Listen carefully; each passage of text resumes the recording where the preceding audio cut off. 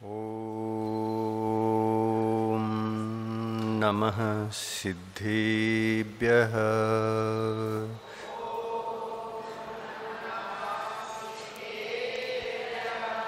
ಓಂ ನಮಃ ಸಿದ್ಧೇಭ್ಯಃ.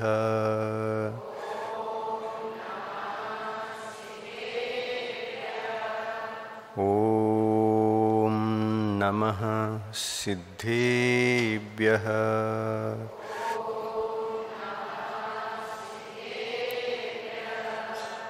ಯಾರ ಜ್ಞಾನ ಶಕ್ತಿ ಕೋಟಿ ಸೂರ್ಯರನ್ನು ಮೀರಿದೆ, ಮತ್ತು ಯಾರ ದಿವ್ಯ ಧ್ವನಿಯು ಲೋಕಹಿತವ ಮಾಡಿದೆ. ಮೂರು ಲೋಕದಲ್ಲಿ ಯಾರ ಕೀರ್ತಿ ವ್ಯಾಪ್ತವಾಗಿದೆ, ಅಂಥ ದೇವರಲ್ಲಿ ನನ್ನ ತಲೆಯು ಬಾಗಿದೆ. ಅಂಥ ದೇವರಲ್ಲಿ ನನ್ನ ತಲೆಯು ಬಾಗಿದೆ. ಯಾರ ಜ್ಞಾನ ಪಾಪ ಕರ್ಮ ಗೆದ್ದು ಶುದ್ಧವಾಗಿದೆ, ಅಮಿತವಾದ ಶಕ್ತಿಯಿಂದ ಸಕಲ ತತ್ವ ತಿಳಿದಿದೆ.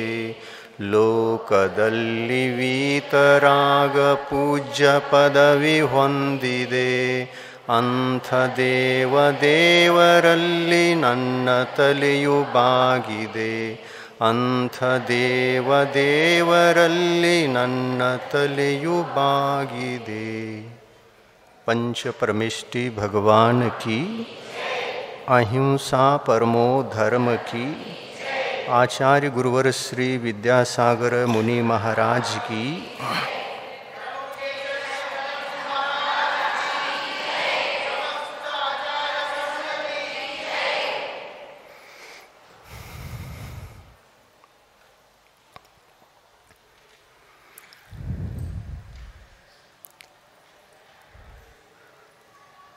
ಸಂಸಾರಿ ಜೀವಿಗಳಿಗೆ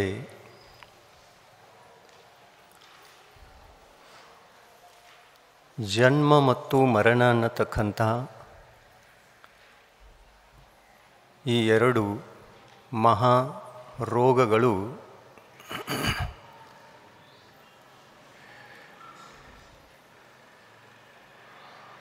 ಅನಾದಿ ಕಾಲದಿಂದ ಬೆನ್ನಟ್ಟಿಕೊಂಡು ಬರ್ತಾ ಇವೆ.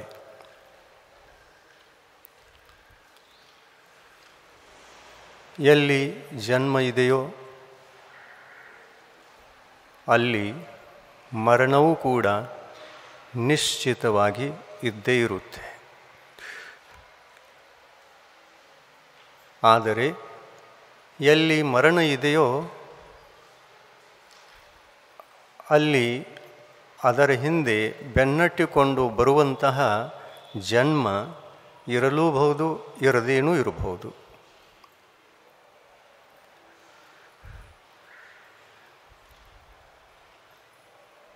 ಜನ್ಮವೆತ್ತುವಂತಹ ಜೀವಿಗೆ ಸಾಯಲೇಬೇಕು.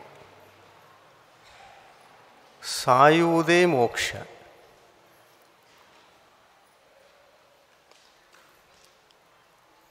ಸಾಯದಂತಹ ಜೀವಿಗೆ ಮೋಕ್ಷ ಇಲ್ಲ. ಸಾಯುವಂತಹ ಜೀವಿಗೆ ಸತ್ತ ಮರುಕ್ಷಣವೇ ಮೋಕ್ಷದ ಪ್ರಾಪ್ತಿ ಆಗುತ್ತೆ.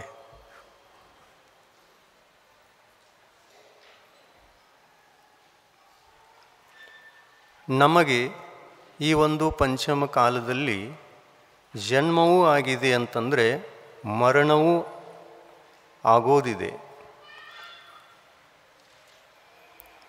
ಮರಣ ಆದ ನಂತರ ಪುನಃ ಜನ್ಮವೆತ್ತಲಿಕ್ಕೆ ಯಾವುದಾದರೂ ಒಂದು ಗತಿಗೆ ನಾವು ಹೋಗಲೇಬೇಕು.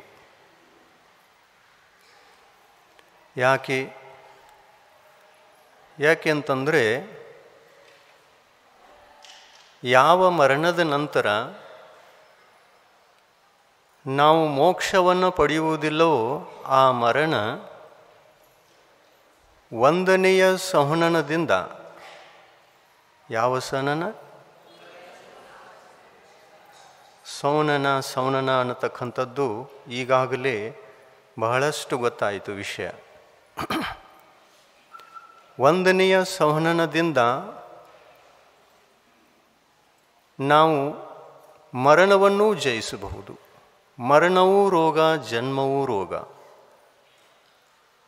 ಜನ್ಮ ಜರಾ ಮೃತ್ಯು ವಿನಾಶನಾಯ ಜಲಂ ನಿರ್ವಪಾಮಿತಿ ಸ್ವಹ ಅಂತಂತೀವಿ. ಜನ್ಮ ಜರಾ ಮತ್ತು ಮೃತ್ಯು ಇವು ಮೂರೂ ವ್ಯಾಧಿಗಳು, ರೋಗಗಳು. ಈ ರೋಗಗಳನ್ನು ಜಯಿಸಬೇಕು ಅಂತಂದರೆ ನಮಗೆ ಒಂದನೆಯ ಸಹನನ ಪ್ರಾಪ್ತವಾಗಬೇಕು ಮತ್ತು ಆ ಯಾವ ಕ್ಷೇತ್ರದಿಂದ ಆತ್ಮನಿಗೆ ಮೋಕ್ಷ ಇದೆಯೋ ಆ ಕ್ಷೇತ್ರದಲ್ಲಿ ನಮ್ಮ ಜನ್ಮವಾಗಬೇಕು. ಭೋಗಭೂಮಿಯಲ್ಲಿ, ಸ್ವರ್ಗದಲ್ಲಿ, ನರಕದಲ್ಲಿ, ತಿರ್ಯಂಚ ಗತಿಗಳಲ್ಲಿ ಇಂಥ ಒಂದು ಗತಿಗಳಲ್ಲಿ ಜನ್ಮವಾಯಿತು ಅಂತಂದರೆ ನಮ್ಮ ಆತ್ಮನಿಗೆ ಮೋಕ್ಷ ಸಿಗಲಿಕ್ಕೆ ಸಾಧ್ಯವೇ ಇಲ್ಲ. ಕಾರಣ ನಾವು ಜನ್ಮ ಜರಾ ಮೃತ್ಯು ಅನ್ನುವಂತಹ ಈ ಮಹಾವ್ಯಾಧಿಯನ್ನು ದೂರಗೊಳಿಸಿಕೊಳ್ಳಬೇಕು ಅಂದರೆ ನಾವು ಧರ್ಮಕ್ಕೆ ಶರಣು ಹೋಗಲೇಬೇಕು. ಯಾವ ಧರ್ಮಕ್ಕೆ ನಾವು ಶರಣು ಹೋಗಬೇಕೋ ಆ ಧರ್ಮ ಬಾಹ್ಯ ಜಗತ್ತಿನಲ್ಲಿಲ್ಲ. ಸಂಸಾರದ ಯಾವ ಕೋಣೆಯಲ್ಲೂ ಕೂಡ ಇಲ್ಲ, ಅದು ನಮ್ಮ ಆತ್ಮನಲ್ಲಿ ಇದೆ ಅಂತ ಭಾವಿಸಬೇಕು. ಧರ್ಮದ ಉತ್ಪತ್ತಿ ಅಚೇತನ ಪದಾರ್ಥಗಳಲ್ಲಿಲ್ಲ, ಧರ್ಮದ ಉತ್ಪತ್ತಿ ಚೇತನ ಪದಾರ್ಥದಲ್ಲಿದೆ. ನಮ್ಮ ಆತ್ಮ ಚೇತನ ಪದಾರ್ಥ. ಈ ಚೇತನ ಪದಾರ್ಥದಲ್ಲಿ ಇರುವಂತಹ ಮೂರು ದೋಷಗಳು ದೂರವಾದಾಗ ನಮ್ಮ ಆತ್ಮನಲ್ಲಿ ಧರ್ಮಕ್ಕೆ ಉತ್ಪತ್ತಿ ಇದೆ. ಯಾವ ದೋಷಗಳು? ಮುಖ್ಯವಾದ ದೋಷಗಳು ಯಾವುದರಿಂದ ನಾವು ಬಾರಿ ಬಾರಿಗೆ ಸಂಸಾರದ ದಾರಿಯನ್ನು ನಡೆದು ಜನ್ಮ ಮರಣಗಳನ್ನು ಮಾಡ್ತಾ ಇದ್ದೇವೆ. ಅಂಥ ದೋಷಗಳು ಮೂರು: ಮಿಥ್ಯಾದರ್ಶನ, ಮಿಥ್ಯಾಜ್ಞಾನ ಮತ್ತು ಮಿಥ್ಯಾಚಾರಿತ್ರ. ಈ ಮೂರು ದೋಷಗಳನ್ನು ನಾವು ದೂರ ಮಾಡಿಕೊಂಡಾಗ, ಈ ದೋಷಗಳು ಇರೋದೆಲ್ಲಿ ಅಂತಂದರೆ ಆತ್ಮನಲ್ಲಿ. ಈ ದೋಷಗಳು ಕೂಡ ಬಾಹ್ಯ ಜಗತ್ತಿನಲ್ಲಿಲ್ಲ. ಧರ್ಮವೂ ಕೂಡ ನಮ್ಮ ಆತ್ಮನಲ್ಲಿದೆ ಅಂತಂದರೆ ಅಧರ್ಮವೂ ಕೂಡ ನಮ್ಮ ಆತ್ಮನಲ್ಲಿಯೇ ಇದೆ. ಅಧರ್ಮ ಅಂದರೆ ಮಿಥ್ಯಾದರ್ಶನ, ಮಿಥ್ಯಾಜ್ಞಾನ ಮತ್ತು ಮಿಥ್ಯಾಚಾರಿತ್ರ.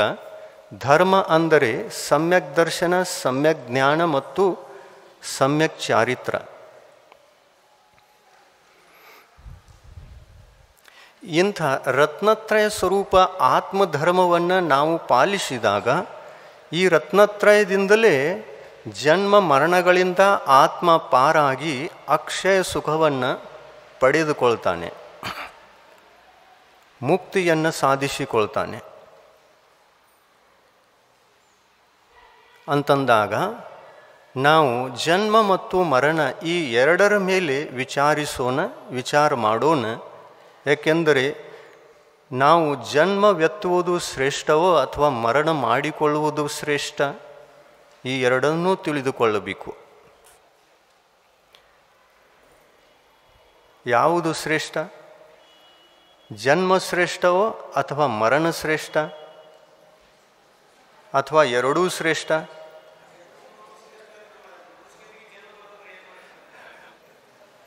ಸರಿ, ಮನುಷ್ಯ ಗತಿಗೆ ನಾವು ಬರುವುದು, ಜನ್ಮವೆತ್ತುವುದು, ಈ ಮನುಷ್ಯ ಜನ್ಮ ಸಿಗುವುದು ಇದು ಅತ್ಯಂತ ದುರ್ಲಭವಾಗಿರುವುದರಿಂದ ಮನುಷ್ಯ ಜನ್ಮ, ಮನುಷ್ಯ ಭವ ಶ್ರೇಷ್ಠ ಅಂತ ಅನ್ನಬಹುದು. ಆದರೆ ಇದು ಸಿಕ್ಕಾಗ ಇದಕ್ಕಿಂತ ಹೆಚ್ಚಿನ ಶ್ರೇಷ್ಠವಾದ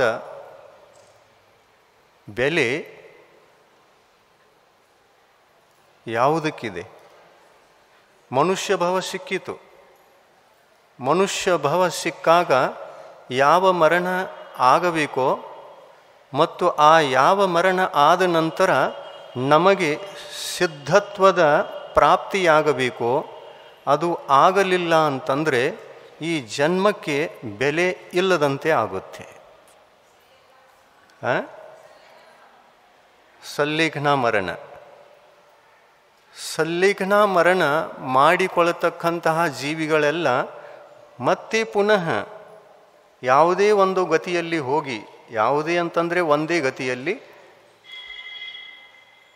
ದೇವಗತಿಯಲ್ಲಿ ಹೋಗಿ ಸಲ್ಲೇಖನ ಮಾಡಿಕೊಂಡವರು ನಿಯಮದಿಂದ ಮತ್ತೆ ಜನ್ಮ ತಾಳ್ತಾರೆ.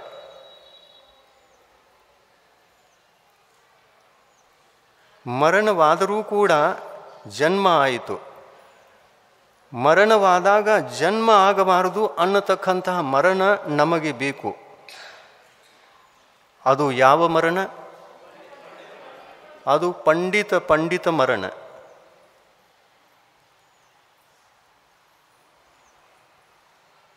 ಪಂಡಿತರಾಗಿ ಸಾಯ್ತೇವೆ ಅಂತಂದರೆ ಅದು ಪಂಡಿತ ಮರಣ. ಪಂಡಿತ ಮರಣದ ಇನ್ನೊಂದು ಹೆಸರು ಸಲ್ಲೇಖನ ಮರಣ, ಸಮಾಧಿ ಮರಣ, ನಿರ್ವಿಕಲ್ಪ ಅವಸ್ಥೆಯ ಮರಣ. ಪಂಡಿತ ಮರಣ ಆದವರೆಲ್ಲ ಎಷ್ಟು ಜನ ಇಲ್ಲಿಯವರೆಗೆ ಪಂಡಿತ ಮರಣವನ್ನು ಮಾಡಿಕೊಂಡಿದ್ದಾರೆ, ಅವರೆಲ್ಲರೂ ದಿಗಂಬರ ಮುನಿ ದೀಕ್ಷೆಯನ್ನು ತಕ್ಕೊಂಡೇ ಪಂಡಿತ ಮರಣವನ್ನು ಸಾಧಿಸಿಕೊಂಡು ಮನುಷ್ಯ ಜೀವನವನ್ನು ಸಾರ್ಥಕ ಮಾಡಿಕೊಂಡಿದ್ದಾರೆ. ಮನುಷ್ಯ ಜೀವನ ಸಾರ್ಥಕವಾಯಿತು. ಪಂಡಿತ ಮರಣ ಆದಾಗ ಮನುಷ್ಯ ಜೀವನ ಸಾರ್ಥಕ ಆಯಿತು. ಆದರೆ ಏನಾಗಲಿಲ್ಲ, ಜೀವಾತ್ಮನಿಗೆ ಜನ್ಮ ಮರಣಗಳಿಂದ ಮೋಕ್ಷ ಸಿಗಲಿಲ್ಲ. ಪಂಡಿತ ಮರಣ ಮಾಡಿಕೊಂಡವರಿಗೆ ನಿಯಮದಿಂದ ಮತ್ತೊಂದು ಗತಿಯಲ್ಲಿ ಜನ್ಮ ತಾಳಲೇಬೇಕು. ಮರಣ ಆಯಿತು ಅಂತಂದರೆ ಜನ್ಮ ಆಗಬಾರ್ದಲ್ಲ. ಶ್ರಾವಕರಿಗೆ 2 ಪ್ರಕಾರದ ಮರಣಗಳು ಆಗಲಿಕ್ಕೆ ಸಾಧ್ಯ. 2 ಅಂತಂದರೆ ಉತ್ತಮ ಮರಣಗಳು. ಮರಣಗಳಲ್ಲಿ 5 ಭೇದಗಳಿವೆ ಅಂತ ತಿಳ್ಕೊಳ್ಳೋಣ. ಎಷ್ಟು ಭೇದಗಳು ಮರಣಕ್ಕೆ? 5 ಭೇದಗಳು.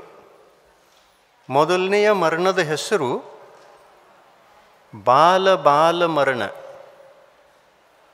ಎರಡನೆಯ ಮರಣದ ಹೆಸರು ಬಾಲ ಮರಣ.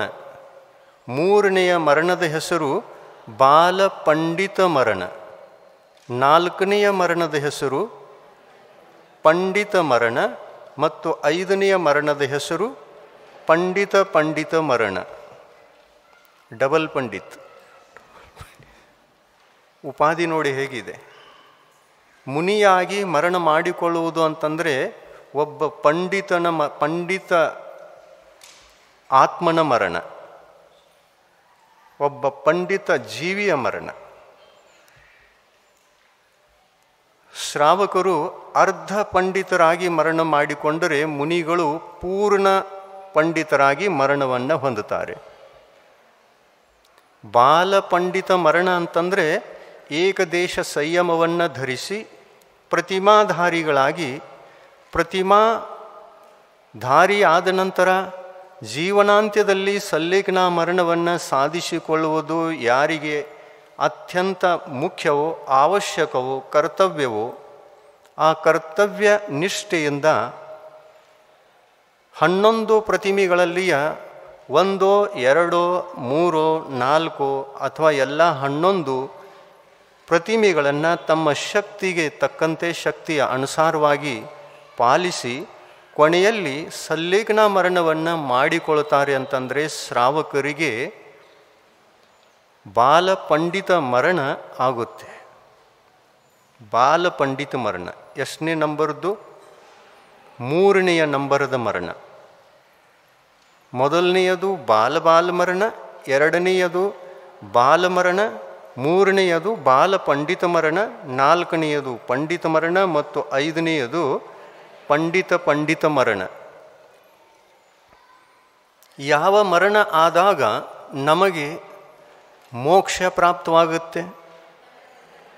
ಪಂಡಿತ ಮರಣ ಆದಾಗ ಮೋಕ್ಷದ ಪ್ರಾಪ್ತಿ ಈ ಜೀವಿಗೆ ಆಗುತ್ತೆ.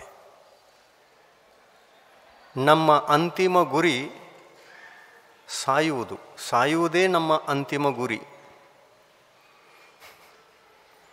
ಜನ್ಮವೆತ್ತುವುದು ನಮ್ಮ ಅಂತಿಮ ಗುರಿ ಅಲ್ಲ, ಸಾಯುವುದು ನಮ್ಮ ಅಂತಿಮ ಗುರಿ. ಸತ್ತಾಗ ಅನಂತ ಸುಖ ಸಿಗುತ್ತದೆ, ಜನ್ಮವೆತ್ತಿದಾಗ ಅನಂತ ದುಃಖ ಇದೆ. ಅದಕ್ಕಾಗಿ ಜನ್ಮ ನಮಗೆ ಹಿತಕರವಾದದ್ದಲ್ಲ, ಮರಣ ಹಿತಕರವಾದದ್ದು. ಎಲ್ಲರೂ ನಿಮ್ಮ ಜನ್ಮದ ದಿವಸ ಹ್ಯಾಪಿ ಬರ್ತ್ಡೇ ಅಂತ ಹೇಳಿಬಿಟ್ಟು ಜನ್ಮ ದಿವಸವನ್ನು ಆಚರಿಸ್ತೀರ. ಮರಣ ದಿವಸವನ್ನು ಯಾಕೆ ಆಚರಿಸಬಾರ್ದು?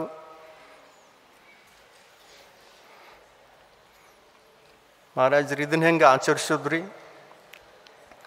ಇನ್ನು ಸತ್ತಿಲ್ಲ ಮತ್ತು ಸಾಯುವುದಕ್ಕಿಂತ ಮುಂಚೆ ಮರಣ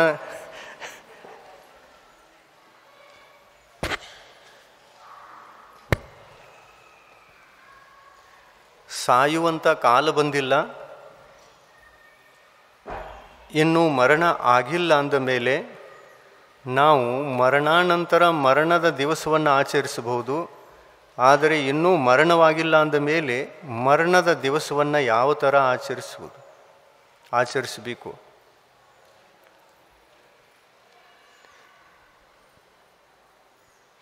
ನಾವು ಮರಣ ಮಾಡಿಕೊಂಡ ನಂತರ ಮರಣ ದಿವಸವನ್ನು ಬೇರೆಯವರು ಆಚರಿಸ್ತಾರೆ, ನಾವಲ್ಲ. ಹೌದಲ್ಲ? ಜನ್ಮ ದಿವಸವನ್ನು ನಾವು ಸ್ವತಃ ಆಚರಿಸ್ತೇವೆ. ಇವತ್ತು ನನ್ನ ಜನ್ಮ ದಿವಸ ಅಂತೇಳ್ಬಿಟ್ಟು ಎಷ್ಟು ಖುಷಿ ಪಡ್ತೀರ. ಆ ದಿವಸ ಏನೇನು ಮಿಠಾಯಿಗಳನ್ನು ಮಾಡಿ ತಯಾರಿಸಿ ಹಂಚ್ತೀರ. ಏನು ಮಾಡ್ತೀರಿ? ಕೇಕ್ ಕಟ್ ಮಾಡ್ತೀರಲ್ಲ, ಕೇಕ್ ಕಟ್ ಮಾಡಿಬಿಟ್ಟು ಎಲ್ಲರಿಗೂ ಹಂಚ್ತೀರ. ಜನ್ಮ ದಿವಸವನ್ನು ನಾವು ಈ ಥರದಲ್ಲಿ ಉತ್ಸವದಿಂದ ಆಚರಿಸ್ತೇವೆ.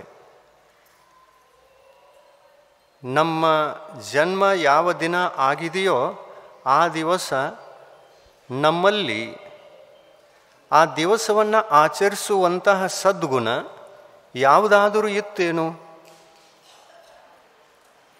ಜನ್ಮ ದಿವಸವನ್ನು ಯಾವಾಗ ಆಚರಿಸಬೇಕು ಅಂತಂದರೆ, ನಾವು ಸದ್ಗುಣಿಗಳಾಗಿ ಜನ್ಮ ತಾಳಿದ್ದರೆ ಜನ್ಮ ದಿವಸವನ್ನು ಆಚರಿಸಬೇಕು. 3 ಗುಣಗಳಲ್ಲಿ ಒಂದಾದರೂ ಇರಬೇಕಾಗಿತ್ತಲ್ಲ. ಯಾವ 3? ಸಮ್ಯಕ್ ದರ್ಶನ, ಸಮ್ಯಕ್ ಜ್ಞಾನ, ಸಮ್ಯಕ್ ಚಾರಿತ್ರ. ಈ 3 ಸದ್ಗುಣಗಳಲ್ಲಿ ಒಂದು ಸದ್ಗುಣ ನಮ್ಮಲ್ಲಿ ಇತ್ತೋ ಇಲ್ಲೋ ಅದು ಗೊತ್ತಿಲ್ಲ ನಮಗೆ. ನಾವು ಜನ್ಮ ತಾಳುವಾಗ ಸಮ್ಯಕ್ ದೃಷ್ಟಿಗಳಾಗಿದ್ದೀವೋ ಅಥವಾ ಮಿಥ್ಯಾದೃಷ್ಟಿ ಅದು ಗೊತ್ತಿಲ್ಲ.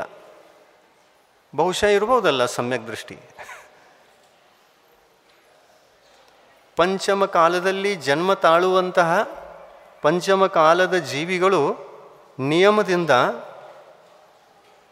ಮಿಥ್ಯಾತ್ವ ಸಹಿತವಾಗಿಯೇ ಜನ್ಮ ತಾಳುತ್ತವೆ ಅನ್ನೋದನ್ನು ಮಹಾವೀರ ಭಗವಂತರು ಎಲ್ಲ ತೀರ್ಥಂಕರರು 24 ತೀರ್ಥಂಕರರು ಹೇಳಿದ್ದಾರೆ. ಪಂಚಮ ಕಾಲದಲ್ಲಿ ಸಮ್ಯಕ್ತ್ವ ಸಹಿತ ಒಂದೂ ಕೂಡ ಜೀವ ಮನುಷ್ಯ ಗತಿಯಲ್ಲಿ ಜನ್ಮ ತಾಳುವುದೇ ಇಲ್ಲ.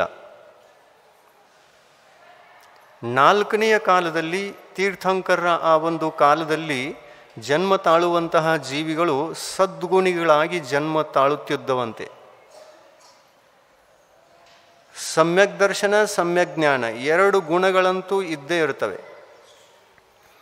ತೀರ್ಥಂಕರರು ಜನ್ಮ ತಾಳಿದಾಗ ಜನ್ಮ ತಾಳುವಾಗ ಅವರಿಗೆ ಈ ಮೂರರಲ್ಲಿಯ ಎಷ್ಟು ಗುಣಗಳಿರ್ತವೆ? ಸಮ್ಯಕ್ ದರ್ಶನ ಮತ್ತು ಸಮ್ಯಕ್ ಜ್ಞಾನ, ಇವು ಎರಡು ಇರ್ತವೆ, ಮೂರನೇದಿರೋಲ್ಲ. ಸಂಸಾರದ ಯಾವ ಜೀವಿಗೂ ಕೂಡ ಮರಣಾನಂತರ ಜನ್ಮ ಸಮಯದಲ್ಲಿ ಜನ್ಮ ತಾಳುವಾಗ ಮೂರನೆಯ ಈ ಸಂಯಮ ಸಮ್ಯಕ್ ಚಾರಿತ್ರ ಅನ್ನತಕ್ಕಂತಹ ಗುಣ ಇರುವುದೇ ಇಲ್ಲ. ಸಮ್ಯಕ್ತು ಸಹಿತ ಜನ್ಮ ತಾಳಬಹುದು, ಸಮ್ಯಕ್ ಜ್ಞಾನ ಸಹಿತ ಜನ್ಮ ತಾಳಬಹುದು, ಆದರೆ ಸಮ್ಯಕ್ ಚಾರಿತ್ರ ಸಹಿತ ಯಾರಿಗೂ ಜನ್ಮ ತಾಳಲಿಕ್ಕೆ ಸಾಧ್ಯವೇ ಇಲ್ಲ. ಮುನಿಗಳಿಗೂ ಇಲ್ಲ. ಎಲ್ಲಿ ತನಕ ಮರಣವಾಗುವುದಿಲ್ಲವೋ ಅಲ್ಲಿ ತನಕ ಈ ಮೂರೂ ಗುಣಗಳನ್ನು ರಕ್ಷಿಸಿಕೊಂಡು ಮರಣ ಮಾಡಿಕೊಳ್ಳುವುದೇ ಸಲ್ಲೇಖನ ಮರಣ. ಸಾಯುವ ಕಾಲದಲ್ಲಿ ಈ ಮೂರೂ ಗುಣಗಳಿರಬೇಕು. ಈ ಮೂರೂ ಗುಣಗಳು ಮುನಿಯಲ್ಲಿ ಇವೆ ಅಂತಂದರೆ ಅದೇ ಸಲ್ಲೇಖನ ಮರಣ. ಮನುಷ್ಯಾಯು ಮನುಷ್ಯ ಗತಿಯಲ್ಲಿ ಸಿಕ್ಕಿರತಕ್ಕಂಥ ಈ ಮನುಷ್ಯಾಯು ಮುಗಿಯುವ ತನಕ ಸಮ್ಯಕ್ ಚಾರಿತ್ರ ನಮ್ಮ ಬಳಿಯಲ್ಲಿ ಬೇಕೇ ಬೇಕು.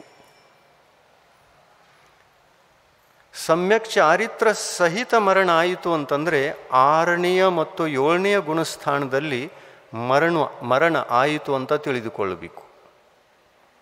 ಇನ್ನು ಇದೇ ಮರಣಕ್ಕೆ ಪಂಡಿತ ಮರಣ ಅಂತ ಹೇಳ್ತಾರೆ. ಸಮ್ಯಕ್ ದರ್ಶನ, ಸಮ್ಯಕ್ ಜ್ಞಾನ ಮತ್ತು ಸಮ್ಯಕ್ ಚಾರಿತ್ರ ಮನುಷ್ಯಾಯುವಿನ ಉದಯ ಇರುವ ತನಕ, ನಾವು ಮನುಷ್ಯರಾಗಿರುವವರೆಗೆ, ಸಾಯುವ ಕಾಲದಲ್ಲಿ ಎಲ್ಲಿಯವರೆಗೆ ನಮ್ಮ ಪ್ರಾಣಗಳ ವಿಸರ್ಜನೆ ಆಗುವುದಿಲ್ಲವೋ ಅಲ್ಲಿಯ ತನಕ ಈ ಮೂರೂ ಗುಣಗಳು ನಮ್ಮಲ್ಲಿ ಇರಬೇಕು. ಇದ್ದು ಈ ಮೂರೂ ಗುಣಗಳ ಜೊತೆಯಲ್ಲಿ ನಾವು ನಮ್ಮ ಆಯುಕರ್ಮವನ್ನು ಪೂರ್ಣಗೊಳಿಸ್ತೇವೆ ಅಂತಂದರೆ ಮರಣಾನಂತರ 2 ಜೊತೆಯಲ್ಲಿ ಬರ್ತವೆ, 1 ಅಲ್ಲೇ ಉಳಿತದೆ, 1 ಬಿಟ್ಟು ಹೋಗುತ್ತೆ. ಯಾಕೆ? ಸಮ್ಯಕ್ ದರ್ಶನ, ಸಮ್ಯಕ್ ಜ್ಞಾನ ಇವು 2 ಜೊತೆಯಲ್ಲಿ ಬರ್ತವೆ. ಮುನಿಗಳು ಮರಣಾನಂತರ, ಪಂಡಿತ ಮರಣದ ನಂತರ ಮೋಕ್ಷಕ್ಕೆ ಹೋಗ್ತಾರೋ ಅಥವಾ ಸ್ವರ್ಗಕ್ಕೆ? ನಿಯಮದಿಂದ ಸ್ವರ್ಗದಲ್ಲಿ ಹೋಗಿ ಜನಿಸ್ತಾರೆ. ಈ ಪಂಡಿತ ಮರಣ, ಸಲ್ಲೇಖನ ಮರಣ ನಂತರ ಮುನಿಗಳು ನಿಯಮದಿಂದ ಸ್ವರ್ಗದಲ್ಲಿನೇ ಹುಟ್ಟುತ್ತಾರೆ. ಪಂಡಿತ ಮರಣವನ್ನು ಮಾಡಿಕೊಂಡವರಿಗೆ ಮೋಕ್ಷ ಇಲ್ಲ, ಸ್ವರ್ಗ ಇದೆ. ಶ್ರಾವಕರಿಗೆ ಬಾಲ ಪಂಡಿತ ಮರಣ ಆಯಿತು ಅಂತಂದರೆ ಅವರಿಗೂ ಕೂಡ ಮೋಕ್ಷ ಇಲ್ಲ, ಸ್ವರ್ಗ ಇದೆ. ಇನ್ನು ಬಾಲಮರಣವನ್ನು ಮಾಡಿಕೊಳ್ಳುವಂತಹ ಸಮ್ಯಕ್ ದೃಷ್ಟಿ ಶ್ರಾವಕರು ಸಮ್ಯಕ್ತು ಸಹಿತ ಮರಣವನ್ನು ಮಾಡಿಕೊಳ್ತಾರೆ ಅಂತಂದರೆ ಅವರಿಗೂ ಕೂಡ ನಿಯಮದಿಂದ ಸ್ವರ್ಗ ಇದೆ, ದೇವಗತಿ ಇದೆ, ಮೋಕ್ಷ ಇಲ್ಲ. ಮೋಕ್ಷವನ್ನು ಪಡೆಯುವಂತಹ ಭವ್ಯ ಜೀವಿಗಳು ನಿಯಮದಿಂದ ದಿಗಂಬರರಾಗಿರಬೇಕು. ವಸ್ತ್ರಧಾರಿಗಳಿಗೆ ಮೋಕ್ಷ ಇದೆಯೋ ಅಥವಾ ದಿಗಂಬರ ಮುನಿಗಳಿಗೆ ಇದೆ? ದಿಗಂಬರ ಮುನಿಗಳಿಗಿದೆ. ಇದು ಅಕಾಟ್ಯ ಸಿದ್ಧಾಂತ, ನಿಸರ್ಗ ನಿಯಮ.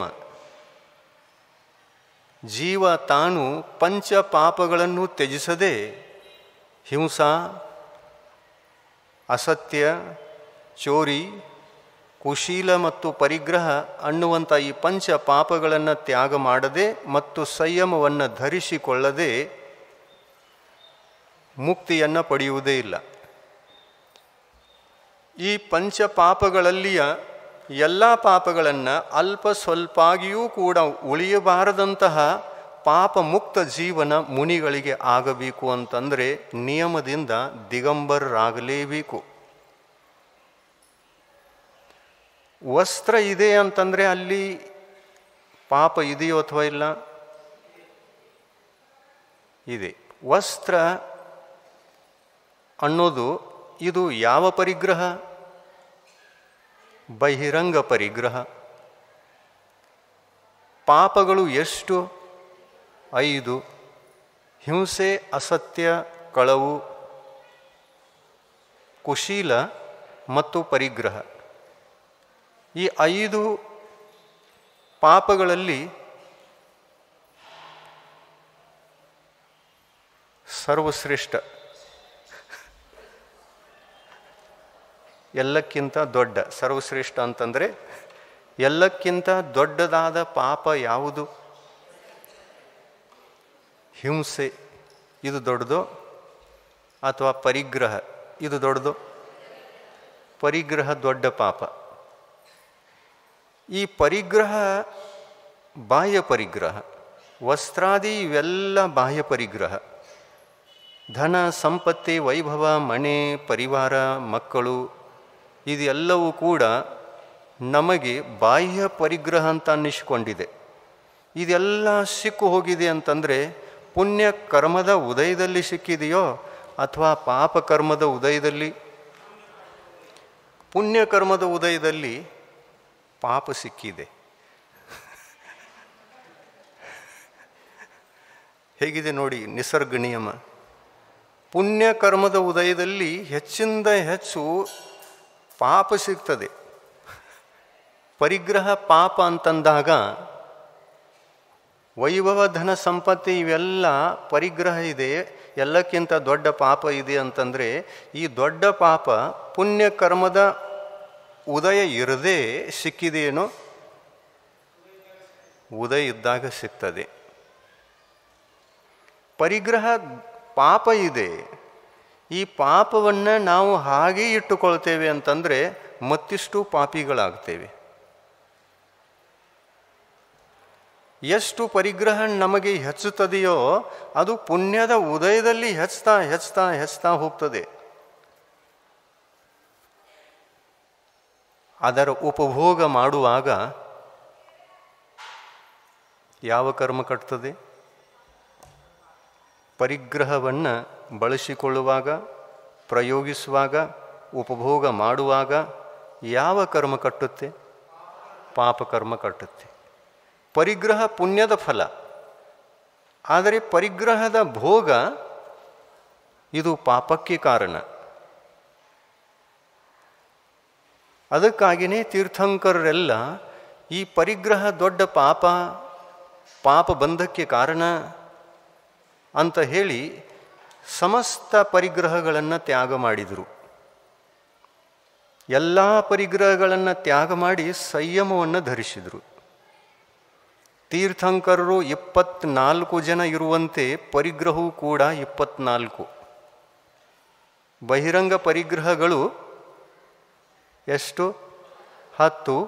ಅಂತರಂಗ ಪರಿಗ್ರಹಗಳು 14. ಬಹಿರಂಗ ಪರಿಗ್ರಹಗಳು 10, ಅಂತರಂಗ ಪರಿಗ್ರಹಗಳು 14. ಬಹಿರಂಗ ಪರಿಗ್ರಹಕ್ಕೆ ನಾವು ಚೇತನ, ಅಚೇತನ ಅಂತ ಹೇಳ್ತೇವೆ. ಚೇತನ ವಸ್ತು ಮತ್ತು ಅಚೇತನ ವಸ್ತು, ಬಾಹ್ಯ ವಸ್ತುಗಳು ಬಹಿರಂಗ ಪರಿಗ್ರಹ. ಬಾಹ್ಯ ವಸ್ತುಗಳು ಬಹಿರಂಗ ಪರಿಗ್ರಹ. ಈ ವಸ್ತುಗಳಿಗೆ ಪರಿಗ್ರಹ ಅಂತ ಯಾಕೆ ಹೇಳಿದರು? ವಸ್ತು ಅಂತ ಹೇಳ್ಬೋದಾಗಿತ್ತಲ್ಲ.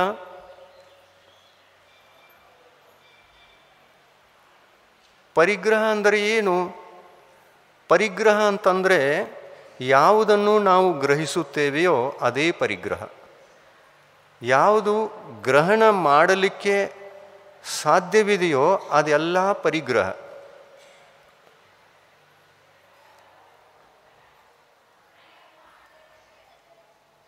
ಯಾವುದನ್ನೂ ಗ್ರಹಣೆ ಮಾಡಬಾರದು. ಶರೀರವನ್ನು ಕೂಡ ಗ್ರಹಣೆ ಮಾಡಬಾರದು, ಕರ್ಮಗಳನ್ನು ಕೂಡ ಗ್ರಹಣೆ ಮಾಡಬಾರದು, ಯಾವ ವಸ್ತುಗಳನ್ನು ಕೂಡ ಗ್ರಹಣೆ ಮಾಡಬಾರದು. ಯಾವುದನ್ನೂ ಕೂಡ ಗ್ರಹಿಸದೇ ಇರುವುದು ಇದು ಅಪರಿಗ್ರಹ. ನಿಜವಾಗಿ ನೋಡಿದರೆ ಸಮಸ್ತ ಪರಿಗ್ರಹಗಳಿಂದ ಮುಕ್ತರಾದವರು ಯಾರು ಅಂತಂದರೆ ಕೇವಲ ಸಿದ್ಧ ಪರಮಿಷ್ಠಿಗಳು. 8 ಕರ್ಮಗಳನ್ನು ಪರಿಗ್ರಹ ಅಂತ ಹೇಳಿದ್ದಾರೆ. ಯಾವ ರೀತಿ ಕೇಳ್ತಾ ಇದ್ದೀರಿ? ಲಕ್ಷ್ಯ ಕೊಟ್ಟು ಯಾವ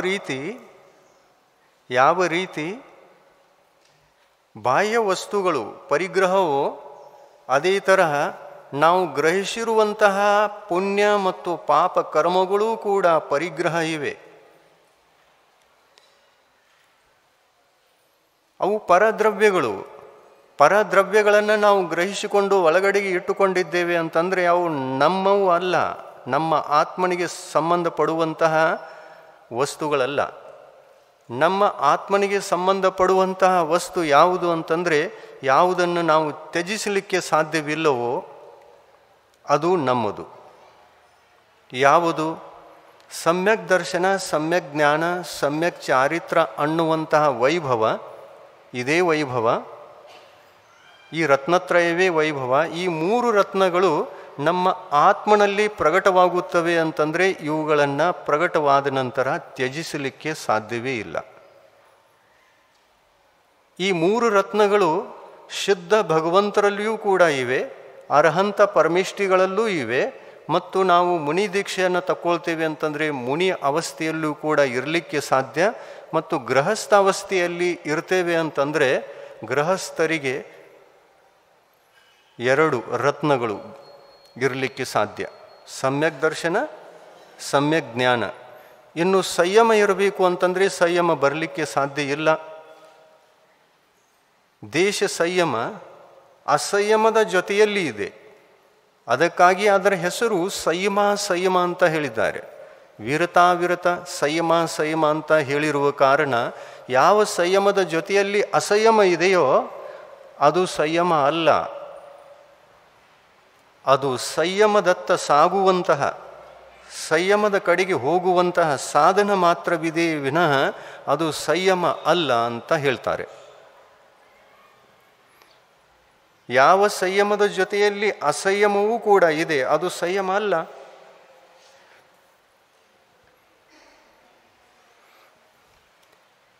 ಹಾಲಿನಲ್ಲಿ ನೀರು ಕೂಡ ಬೆರೆತು ಹೋಗಿದೆ.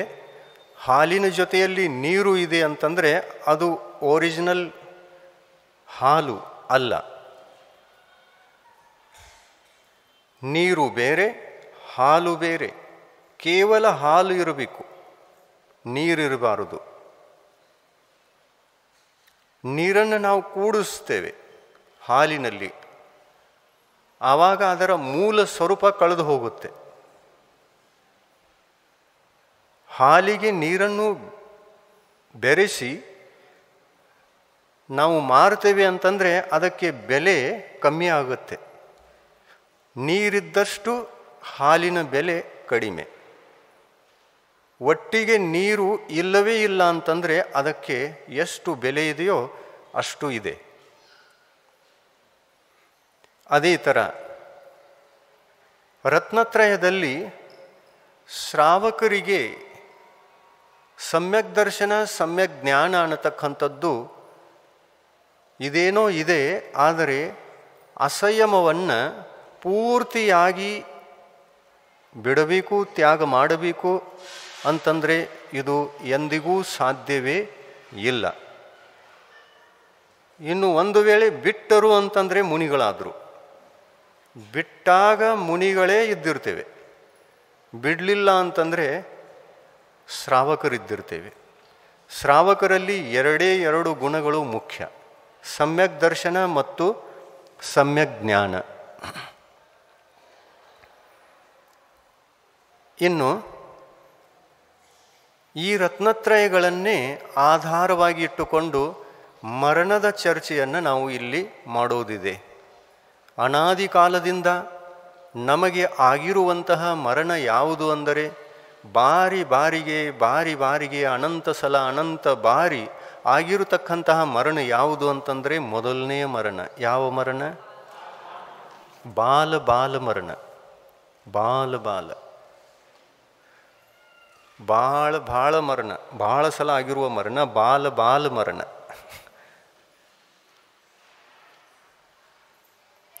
ಈ ಬಾಲ ಮರಣ ಅನ್ನುವಂತಹ ಮರಣ ಒಂದೂ ಸದ್ಗುಣ ಇಲ್ಲ ಅನ್ನುವಂತಹ ಜೀವಿಗಳಿಗೆ ಆಗುತ್ತೆ. ಒಂದೂ ಸದ್ಗುಣ ಇಲ್ಲ, ಸಮ್ಯಕ್ ದರ್ಶನವೂ ಇಲ್ಲ, ಜ್ಞಾನವೂ ಇಲ್ಲ ಮತ್ತು ಚಾರಿತ್ರವೂ ಇಲ್ಲ. ಮೂರೂ ಇಲ್ಲ ಅನ್ನುವವರಿಗೆ ಬಾಲ ಮರಣ ಆಗುತ್ತೆ. ಏಕೇಂದ್ರಿಯ ಜೀವಗಳಿಂದ ಹಿಡಿದುಕೊಂಡು ದ್ವಿಂದ್ರಿಯ, ತೀನಿಂದ್ರಿಯ, ಚತುರೇಂದ್ರಿಯ, ಪಂಚೇಂದ್ರಿಯ, ಸೌಜ್ಞಿ ಅಸೌಜ್ಞಿ ಈ ಎಲ್ಲ ಜೀವಿಗಳಿಗೆ ಸಮ್ಯಕ್ ದರ್ಶನ ಇಲ್ಲ ಅಂತಂದರೆ ಬಾಲ ಮರಣ ನಿಶ್ಚಿತ. ನಾಲ್ಕೂ ಗತಿಗಳಲ್ಲಿರುವಂತಹ ಎಲ್ಲ ಜೀವಿಗಳಿಗೆ, ಯಾವ ಜೀವಿಗಳಿಗೆ ಸಮ್ಯಕ್ ದರ್ಶನ ಇಲ್ಲವೋ ಅಂಥ ಜೀವಿಗೆ ಆಗುವಂತಹ ಮರಣವೇ ಬಾಲ ಮರಣ. ಈ ಬಾಲ ಮರಣ ಅನ್ನತಕ್ಕಂಥದ್ದು ಒಂದೇ ಒಂದು ಮರಣ, ದುರ್ಮರಣ ಇದೆ, ಅಂದರೆ ಕೆಟ್ಟ ಮರಣ, ದುರ್ಮರಣ. ಇದಕ್ಕೆ ಯಾವ ಬೆಲೆನೂ ಇಲ್ಲ. ಅನಂತ ಸಲ ಸತ್ತಿದ್ದೇವೆ, ಈ ಮರಣಕ್ಕೆ ಯಾವ ಬೆಲೆಯೂ ಬಂದಿಲ್ಲ. ಇದು ಹುಟ್ಟುವಾಗಲೂ ಇತ್ತು, ಸಾಯುವಾಗಲೂ ಇರುತ್ತೆ. ಯಾವ ಮರಣ?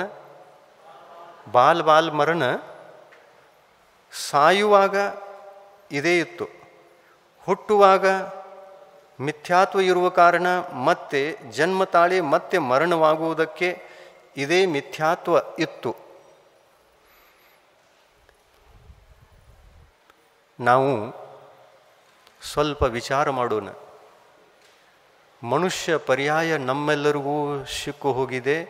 ಈ ಕರ್ಮಭೂಮಿಯ ಮಾನವ ಪರ್ಯಾಯ ಅಂತಂದರೆ ಸರ್ವಶ್ರೇಷ್ಠ ಪರ್ಯಾಯ ಇದೆ. ಬದುಕನ್ನು ಅರಿತುಕೊಳ್ಳದೆ, ಬದುಕನ್ನು ತಿಳಿದುಕೊಳ್ಳದೆ ನಾವು ಸಾಯ್ತೇವೆ ಅಂತಂದರೆ ಅದಕ್ಕೆ ಯಾವ ಬೆಲೆಯೂ ಇಲ್ಲ. ಒಂದು ನಾಯಿಯೂ ಕೂಡ ಸಾಯ್ತಾ ಇದೆ, ಬೆಕ್ಕು ಕೂಡ ಸಾಯ್ತಾ ಇದೆ, ಪಕ್ಷಿಗಳು ಕೂಡ ಸಾಯ್ತಾ ಇವೆ. ಏಕೇಂದ್ರಿಯ ಜೀವವೆನಿಸಿರತಕ್ಕಂತಹ ಗಿಡ ಮರಗಳು, ಏಕೇಂದ್ರಿಯ ವನಸ್ಪತಿ ಕಾಯಿಕ ಜೀವಿಗಳು ಕೂಡ ಸಾಯ್ತಾ ಇವೆ.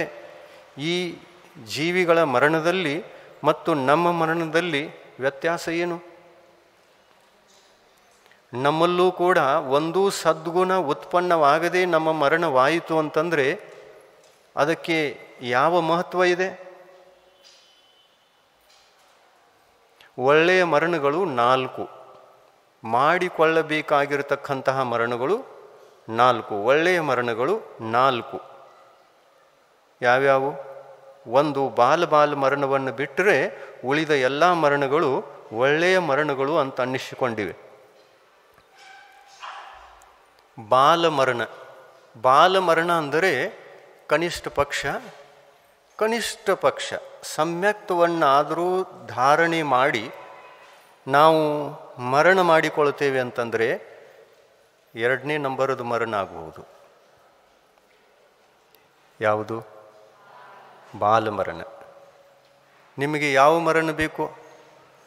ಬಾಲ್ ಮರಣ ಬೇಕೋ, ಬಾಲ್ ಪಂಡಿತ್ ಮರಣ ಬೇಕೋ, ಪಂಡಿತ್ ಮರಣ ಬೇಕೋ, ಪಂಡಿತ್ ಮರಣ ಬೇಕೋ? ಪಂಡಿತ್ ಬೇಕು. ಅದು ನೇರವಾಗಿ ಬೇಕು, ಏನು ಬಿಡಲಿಕ್ಕೆ ಹತ್ತಬಾರದು. ಪರಿಗ್ರಹ ಮಿಥ್ಯಾತ್ವ ಮೂಢನಂಬಿಕೆಗಳನ್ನು ಬಿಡಲಿಕ್ಕೆ ಏನು ಹತ್ತಬಾರ್ದು. ನೇರವಾಗಿ ಚಮತ್ಕಾರ ಆಗಿಬಿಡಬೇಕು. ಪಂಡಿತ್ ಮರಣ ಆಗಿ ನಾವು ಸಿದ್ಧ ಭಗವಂತರಾಗಬೇಕು. ಸಾಧ್ಯ ಇದೆಯೇನು? ಒಂದನೆಯ ಕ್ಲಾಸನ್ನೂ ಕೂಡ ಪಾಸ್ ಆಗಿಲ್ಲದಂತಹ ವ್ಯಕ್ತಿ ತಾನು ಸೀದಾ ಕಾಲೇಜಿನಲ್ಲಿ ಪ್ರೊಫೆಸರ್ ಪದವಿ ಸಿಗಬೇಕು, ಪ್ರೊಫೆಸರ್ನಾಗಬೇಕು, ನೌಕರಿ ಹತ್ತಬೇಕು. ಸಾಧ್ಯ ಇದೆಯೇನು? ಪ್ರೊಫೆಸರ್ ಆಗಬೇಕು ಅಂತಂದರೆ ಏನಾದರೂ ಮಾಡಬೇಕಲ್ಲ.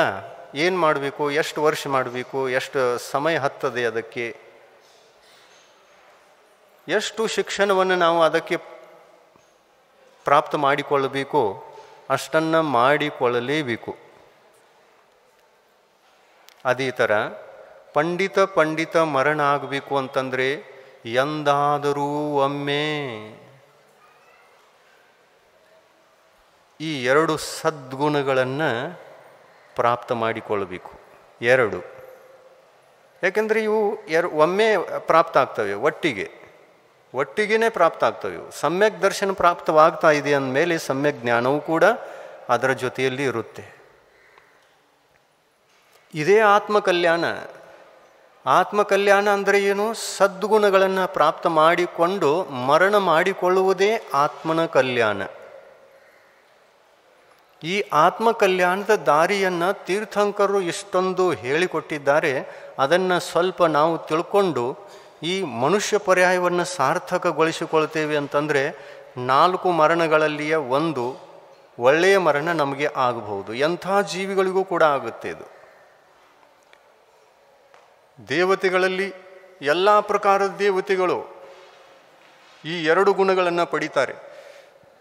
ಭವನವಾಸಿ ದೇವತೆಗಳು, ವ್ಯಂತರ ದೇವತೆಗಳು, ಜ್ಯೋತಿಷ್ಕ ದೇವತೆಗಳು ಮತ್ತು ಕಲ್ಪವಾಸಿ ದೇವತೆಗಳು ಕೂಡ, ವೈಮಾನಿಕ ದೇವತೆಗಳು ಕೂಡ ಈ ಬಾಲಮರಣವನ್ನು ಮಾಡಿಕೊಳ್ಳಲಿಕ್ಕೆ ಸಾಧ್ಯತೆ ಇದೆ. ತಿರ್ಯಂಚಗತಿಯಲ್ಲಿರ್ತಕ್ಕಂಥ ಸೌಜ್ಞಿ ಪಂಚೇಂದ್ರಿಯ ಎಲ್ಲ ಪ್ರಕಾರದ ತಿರ್ಯಂಚಿಗಳು, ಪಕ್ಷಿಗಳು, ಚೌಪಾಯಿ ಪಶುಗಳು, ಎಮ್ಮೆ, ಆನೆ, ಎತ್ತು, ಕುದುರೆ, ಭೂಗೋಚರಿ ಪ್ರಾಣಿಗಳು, ಆಕಾಶದಲ್ಲಿ ಹಾರುವಂತಹ ಪಕ್ಷಿಗಳು, ಇವು ಕೂಡ ಸೌಜ್ಞಿ ಪಂಚೇಂದ್ರಿಯ. ಜಲಚರ ಜೀವಿಗಳು, ಮೀನು, ಕಪ್ಪೆ, ಇವು ಕೂಡ ಕೆಲವೊಂದು ಸೌಜ್ಞಿ ಪಂಚೇಂದ್ರಿಯ ಪ್ರಾಣಿಗಳು. ಇಂಥ ಜೀವಿಗಳಿಗೂ ಕೂಡ ಈ ಸಮ್ಯಕ್ ದರ್ಶನ, ಸಮ್ಯಕ್ ಜ್ಞಾನ ಅನ್ನತಕ್ಕಂತಹ 2 ಸದ್ಗುಣಗಳು ಪ್ರಾಪ್ತವಾಗಲಿಕ್ಕೆ ಸಾಧ್ಯ. ತಿರ್ಯಂಚಗತಿಯಲ್ಲಿದ್ದುಕೊಂಡು ತಿರ್ಯಂಚಗತಿಯಲ್ಲಿ ಜನ್ಮ ತಾಳಿ ಪಾಪದ ಉದಯದಿಂದ ಅಲ್ಲಿ ಈ 2 ಸದ್ಗುಣಗಳನ್ನು ಪ್ರಾಪ್ತ ಮಾಡಿಕೊಂಡು ಸಾಯ್ತವೆ ಅಂತಂದರೆ ಬಾಲಮರಣ ಅವುಗಳಿಗೂ ಇದೆ. ಬಾಲಮರಣ ಇದೆ. ಅವು ಕೂಡ ಮಿಥ್ಯಾತ್ವವನ್ನು ತ್ಯಾಗ ಮಾಡಿ ಸಾಯುವಂತಹ ಭಾಗ್ಯ ಇದೆ. ಅಂದರೆ ನಾವು ಮನುಷ್ಯರು ಮಾನವ ಪರ್ಯಾಯವನ್ನು ಪ್ರಾಪ್ತ ಮಾಡಿಕೊಂಡದ್ದೇ ದೊಡ್ಡ ಭಾಗ್ಯ. ನಾವು ಇಷ್ಟೊಂದು ಶ್ರೇಷ್ಠವಾದ ಮನುಷ್ಯ ಪರ್ಯಾಯಕ್ಕೆ ಬಂದು ಮಿಥ್ಯಾತ್ವವನ್ನು ತ್ಯಾಗ ಮಾಡದೆ ಬಾಲ ಮರಣವನ್ನು ಮಾಡಿಕೊಳ್ತೇವೆ ಅಂತಂದರೆ ನಾವು ತಿರ್ಯಂಚ ಗತಿಯ ಆ ಒಂದು ಪರ್ಯಾಯಕ್ಕಿಂತಲೂ ಏನು ಅನಿಸ್ಕೊಳ್ತೀವಿ? ಕೀಳರು. ನಾವು ತಿರ್ಯಂಚ ಪ್ರಾಣಿಗಳಕ್ಕಿಂತ ನಾವು ಕೀಳಾಗಿಬಿಡ್ತೇವೆ. ದರಿದ್ರರು, ಅಜ್ಞಾನಿಗಳು, ಅವಿವೇಕವಂತರು.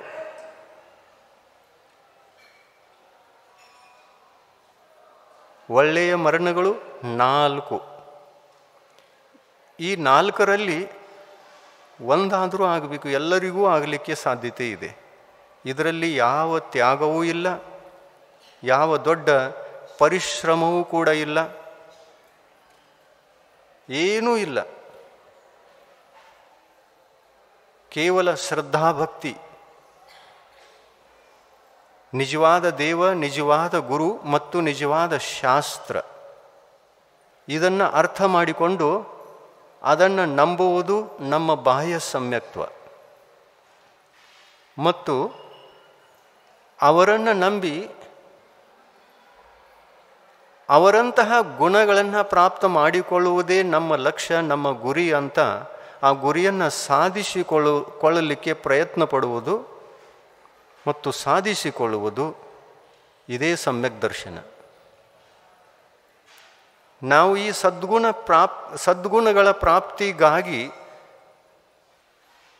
ದೇವಶಾಸ್ತ್ರ ಗುರುಗಳನ್ನು ನಂಬುತ್ತೇವೆ ಅಂತಂದರೆ ಇದಕ್ಕೆ ಅನ್ನೋದು ಸಮ್ಯಕ್ ದರ್ಶನ.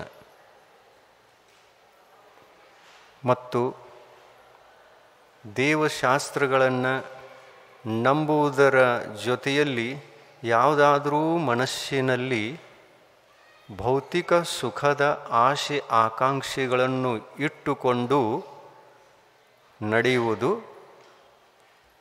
ಇದು ಮಿಥ್ಯಾತ್ವ.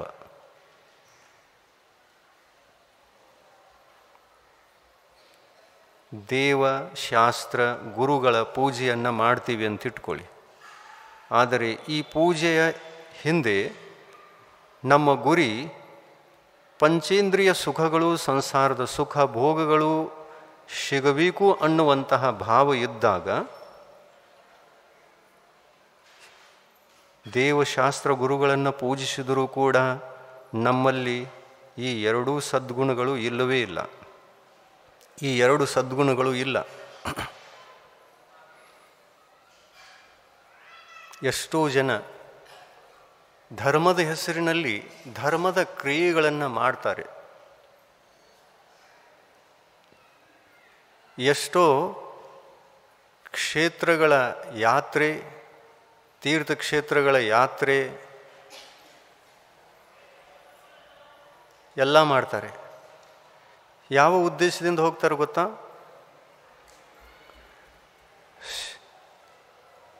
ಉದ್ದೇಶ ಏನಿರ್ತದೆ? ಮನೋ ಕಾಮನೆ ಏನಂತೀರಿ ಕನ್ನಡದೊಳಗೆ? ಹರಕೆ ಹೊತ್ತೋದಂತೀರಲ್ಲ ಅದಕ್ಕೆ. ಹರಕೆ ಹೊಂತವರೆಲ್ಲ ಧಾರ್ಮಿಕರೇನು ಅಲ್ಲ. ಧಾರ್ಮಿಕ ಅಂದರೆ ಯಾರು? ಧರ್ಮ ಇದ್ದಂಥವರಲ್ಲಿ ಧಾರ್ಮಿಕತೆ ಇರುತ್ತೆ. ಧರ್ಮ ಇದ್ದವರಲ್ಲಿ ಧರ್ಮ ಇದ್ದವರನ್ನು ಧಾರ್ಮಿಕ ಅನ್ನಬೇಕು. ಧರ್ಮ ಒಂದೂ ಇಲ್ಲ, ಸಮ್ಯಕ್ ದರ್ಶನವೂ ಇಲ್ಲ, ಜ್ಞಾನವೂ ಇಲ್ಲ, ಚಾರಿತ್ರವೂ ಇಲ್ಲ ಅಂದ ಮೇಲೆ ಧಾರ್ಮಿಕ ಹೇಗೆ? ಸಂಸಾರ ಸುಖಗಳ ಪ್ರಾಪ್ತಿಗಾಗಿ ಯಾವುದೇ ದೇವರನ್ನು ನಾವು ಪೂಜಿಸ್ತಾ ಇದ್ದೇವೆ ಅಂತಂದರೆ ನಾವು ಸಮ್ಯಕ್ ದೃಷ್ಟಿಗಳು ಅಥವಾ ಮಿಥ್ಯಾದೃಷ್ಟಿಗಳು? ತೀರ್ಥಂಕರ ಭಗವಂತರು ಏನು ಹೇಳೋದು ಅಂತಂದರೆ, ಈ ಆಸೆ ಅಪೇಕ್ಷೆಗಳೇ ನಮ್ಮನ್ನು ಸಂಸಾರದತ್ತ ಎಳೆದು ನಮ್ಮನ್ನು ಭಾಗ್ಯಹೀನ ಸದ್ಗುಣಗಳಿಂದ ದೂರ ಮಾಡಿ ನಮಗೆ ದುಃಖವನ್ನು ಕೊಡ್ತದೆ. ಭೌತಿಕ ಸುಖದ ಆಶೆಗಳನ್ನು ಮಾಡುವಂಥ ಅವಶ್ಯಕತೆ ಇರುವುದೇ ಇಲ್ಲ. ನಾವು ನೇರವಾಗಿ ಈ ಆಶೆಗಳನ್ನೆಲ್ಲ ತೊರೆದು ಸದ್ಗುಣಗಳನ್ನು ಧರಿಸಿ ಧರ್ಮವನ್ನು ಮಾಡ್ತಾ ಇದ್ದೇವೆ ಅಂತಂದ್ರೂ ಕೂಡ ಆ ಎಲ್ಲ ಸುಖ ವೈಭವಗಳು ಬೇಡಂದ್ರೂ ಕೂಡ ಪ್ರಾಪ್ತವಾಗ್ತವೆ. ಆಗ್ಬೋದು ಅಥವಾ ಇಲ್ಲ? ವಿಶ್ವಾಸ ಇದೆಯೋ ಅಥವಾ ಇಲ್ಲ? ಹಾಗೇ ಆಗ್ತದೆ ಅಲ್ಲ. ವಿಶ್ವಾಸ ಮಾಡಬೇಕು ಮಾಡಬಾರ್ದು. ಆದರೆ ಹೇಗೆ ಅನ್ನಿಸ್ತದೆ ಅಂತಂದರೆ, ಅವು ಬೇಡುಲ್ದೆ ಹೆಂಗೆ ಸಿಗೋವ್ರಿ. ಇದು ಮೂಢನಂಬಿಕೆ, ಅಜ್ಞಾನತನ. ಚಕ್ರವರ್ತಿಗಳು ಚಕ್ರವರ್ತಿ ಪದವನ್ನು ಪ್ರಾಪ್ತ ಮಾಡಿಕೊಂಡ್ರು. ಹರಿಕೆಯನ್ನು ಹೊತ್ತು ಮಾಡಿಕೊಂಡ್ರೇನು? ಹರಿಕೆ ಹೊತ್ತಿದ್ರ ದೇವರಿಗೆ? ನಾನು ಚಕ್ರವರ್ತಿ ಪರಭವದಲ್ಲಿ ಹೋಗಿ ನಾನು ಚಕ್ರವರ್ತಿ ಪದವನ್ನು ಪಡೆಯುವುದಿದೆ, ಅದಕ್ಕಾಗಿ ನನ್ನ ಮನೋಭಾವನೆಯೆಲ್ಲ ಪೂರ್ಣ ಆಗಲಿ ಅಂತ ಹೇಳಿಬಿಟ್ಟು ಯಾವುದಾದ್ರೂ ದೇವರಿಗೆ ಹರಕೆಯನ್ನು ಹೊತ್ತಿ ಆ ಚಕ್ರವರ್ತಿ ಪದವನ್ನು ಪಡೆದ್ರೇನು? ಇಲ್ಲ. ನಿರ್ವಿಕಾರ ಪವಿತ್ರ ಮನಸ್ಸಿನಿಂದ ಧರ್ಮದ ಆರಾಧನೆಯನ್ನು ಮಾಡಿದರು. ಸಮ್ಯಕ್ತವನ್ನು ಧರಿಸಿ, ಸಂಯಮವನ್ನು ಧರಿಸಿ, ರತ್ನತ್ರಯವನ್ನು ರಕ್ಷಿಸಿಕೊಳ್ಳುತ್ತಾ ಧರ್ಮವನ್ನು ಮಾಡಿದರು. ಇಂಥ ಧರ್ಮವನ್ನು ಎಂದಾದರೂ ಯಾವುದೇ ಒಂದು ಭವದಲ್ಲಿ ನಾವು ಒಂದು ಸಲರೂ ಮಾಡಿದ್ದೇವೇನು? ಒಂದೂ ಸಲ ಮಾಡಿಲ್ಲ. ಮಾಡಿದರೆ ತೀರ್ಥಂಕರ ಜೊತೆಯಲ್ಲಿ ನಾವು ಕೂಡ ಮೋಕ್ಷಕ್ಕೆ ಹೋಗ್ತಿದ್ವಿ. ಅವ್ರು ಹೋದರು, ನಾವು ಇಲ್ಲೇ ಉಳ್ಕೊಂಡಿದ್ದೇವೆ. ಯಾಕೆ ಉಳ್ಕೊಂಡಿದ್ದೇವೆ ಅಂತಂದರೆ ನಾವು ಹರಕೆ ಹೊತ್ತೋದನ್ನು ಬಿಟ್ಟೇ ಇಲ್ಲ.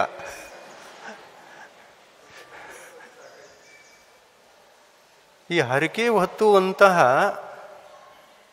ಕ್ರಿಯೆ, ಈ ಹರಕೆ ಹೊತ್ತತಕ್ಕಂತಹ ಭಾವ, ಇದು ವ್ಯರ್ಥ, ಅತ್ಯಂತ ವ್ಯರ್ಥವಾಗಿದೆ. ಈ ಹರಕೆಯನ್ನು ಹೊತ್ತಿದ್ದರೂ ಕೂಡ ಯಾವುದು ಬೇಕೋ ಅದೆಲ್ಲ ಸಿಗಲಿಕ್ಕೆ ಸಾಧ್ಯತೆ ಇತ್ತು. ಮತ್ತು ಯಾವ ಥರ ಸಿಗಲಿಕ್ಕೆ ಸಾಧ್ಯತೆ ಇದೆ? ಹರಕೆ ಹೊತ್ತಿದ ನಂತರ ಯಾವ ವಸ್ತು ಪ್ರಾಪ್ತ ಆಗ್ತದೆಯಲ್ಲ, ಅದಕ್ಕಿಂತ ಡಬಲ್ ತಿಬಲ್ ಫಲ ಹರಕೆ ಹೊತ್ತದೇ ಇರತಕ್ಕಂತಹ ಜೀವಿಗೆ ಪ್ರಾಪ್ತವಾಗುತ್ತೆ. ಹರಕೆ ಹೊತ್ತುವವನು ಸಾವುಕಾರನಾಗಿ ಹುಟ್ಟಬಹುದು. ಹರಕೆ ಹೊತ್ತದವನು ಚಕ್ರವರ್ತಿಯಾಗಿ ಹುಟ್ಟುತ್ತಾನೆ. ಆಮೇಲೆ ಹರಕೆ ಹೊತ್ತುವಂತಹ ಕ್ರಿಯೆ ಮಿಥ್ಯಾ ಇದೆಯೋ ಅಥವಾ ಇಲ್ಲ, ಅಜ್ಞಾನತನ ವ್ಯರ್ಥ ಇದೆಯೋ ಅಥವಾ ಇಲ್ಲ.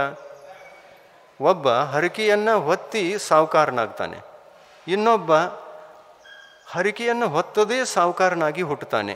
ಆ ಇಬ್ಬರೂ ಸಾಹುಕಾರರಲ್ಲಿ ಧನ ಸಂಪತ್ತಿ ವೈಭವಗಳು ಯಾರಲ್ಲಿ ಹೆಚ್ಚು ಇರಲಿಕ್ಕೆ ಸಾಧ್ಯ? ಹೊತ್ತಿದವನಿಗೋ ಅಥವಾ ಹೊತ್ತದವನಿಗೋ? ಹೊತ್ತದವನಿಗೆ. ಅದಕ್ಕೆ ಇದನ್ನೆಲ್ಲ ಬಿಟ್ಟು ಬಿಡಿ.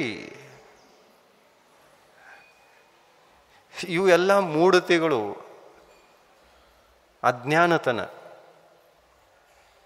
ಇದು ಜನವಾಣಿಯಿಂದ ನಮಗೆ ಸಂಸ್ಕಾರ ಬಂದಿದೆ, ಜಿನವಾಣಿಯ ಸಂಸ್ಕಾರ ಅಲ್ಲ, ಜನವಾಣಿ. ಅವರೊಬ್ರು ಹೇಳಿದ್ರು, ಅವ್ರವ್ರು ಹೊತ್ತಿದ್ರು, ಈ ಥರ ನೀನು ಹೊತ್ತು ಅಂತಂದಾಗ ನಾವು ಹೊತ್ತಿಬಿಟ್ಟು ದೇಖಾದೇಖಿ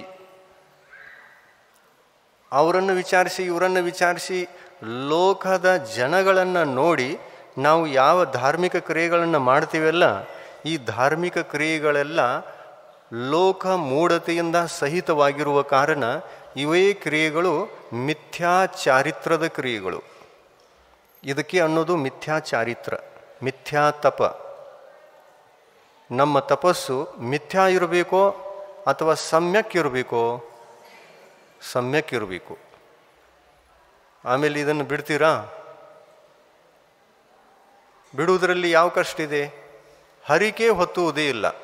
ಎಲ್ಲಿ ಹೋದರೂ ಕೂಡ ಹರಿಕೆ ಹೊತ್ತದೇ ನಿರ್ಮಲವಾದ ಮನಸ್ಸಿನಿಂದ ಎಲ್ಲ ಆಶೆಗಳನ್ನು ತೊರೆದು ನಾವು ದೇವಶಾಸ್ತ್ರ ಗುರುಗಳನ್ನು ಭಜಿಸ್ತೇವೆ ಅಂತಂದರೆ ಪುಣ್ಯಾನುಬಂಧಿ ಪುಣ್ಯ, ಸಾತಿಶಯ ಪುಣ್ಯದ ಬಂಧ ಅದರಿಂದ ಆಗುತ್ತೆ. ಸಾತಿಶಯ ಪುಣ್ಯ ಕಟ್ತದೆ.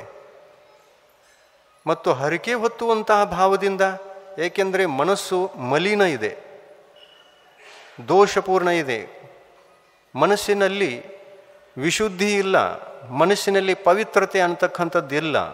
ಹರಕೆ ಹೊತ್ತುವಾಗ ಆಸೆ ಇದೆ. ಈ ಆಸೆಯಿಂದ ಜನ ಏನೇನು ಮಾಡ್ತಾರೆ ಗೊತ್ತಾ? ಜನ ಏನೇನು ಮಾಡ್ತಾರಂತಂದರೆ, ತಾವೇನೋ ಮನಸ್ಸಿನಲ್ಲಿ ಆಸೆಯನ್ನು ಹೊಂದಿದ್ದಾರೆ, ಆದರೆ ಯಾರಿಗೆ ಹರಕೆಯನ್ನು ಮಾಡ್ಕೊಳ್ತಾ ಇದ್ದಾರಲ್ಲ ಆ ದೇವತೆಯನ್ನು ಕೂಡ ಆಸೆಗೆ ಒಳಗಾಗಿ ಮಾಡಿ ಹರಕೆಯನ್ನು ಹೊತ್ತಾರೆ. ಏನಂತಾರೆ ಗೊತ್ತಾ? 5 ಲಕ್ಷ ಬಂತು ಅಂತಂದರೆ ದೇವ ನಿನಗೆ ಅರ್ಧ ನನಗೆ ಅರ್ಧ 50-50 ಮಾಡಿಕೊಳ್ಳೋನಲ್ಲ ಇಬ್ಬರು, ನೀನು ಕೊಡುವಂಥವನಿಗೂ ಆಸೆಯನ್ನು ತೋರಿಸ್ತಾರೆ. ಆಮೇಲೆ ಆ ದೇವನೂ ಕೂಡ ಆಸೆಗೆ ಒಳಗಾಗಿ 5 ಲಕ್ಷ ಕೊಟ್ಟು 2.5 ಲಕ್ಷ ತಾನಿಟ್ಕೊಳ್ತಾನೆ, 2.5 ಲಕ್ಷ ನಿಮಗೆ ಕೊಡ್ತಾನೆ ಅಂತಂದರೆ ಆ ದೇವನು ಹರಕೆ ಹೊತ್ತಂತೆ ಆಯಿತು.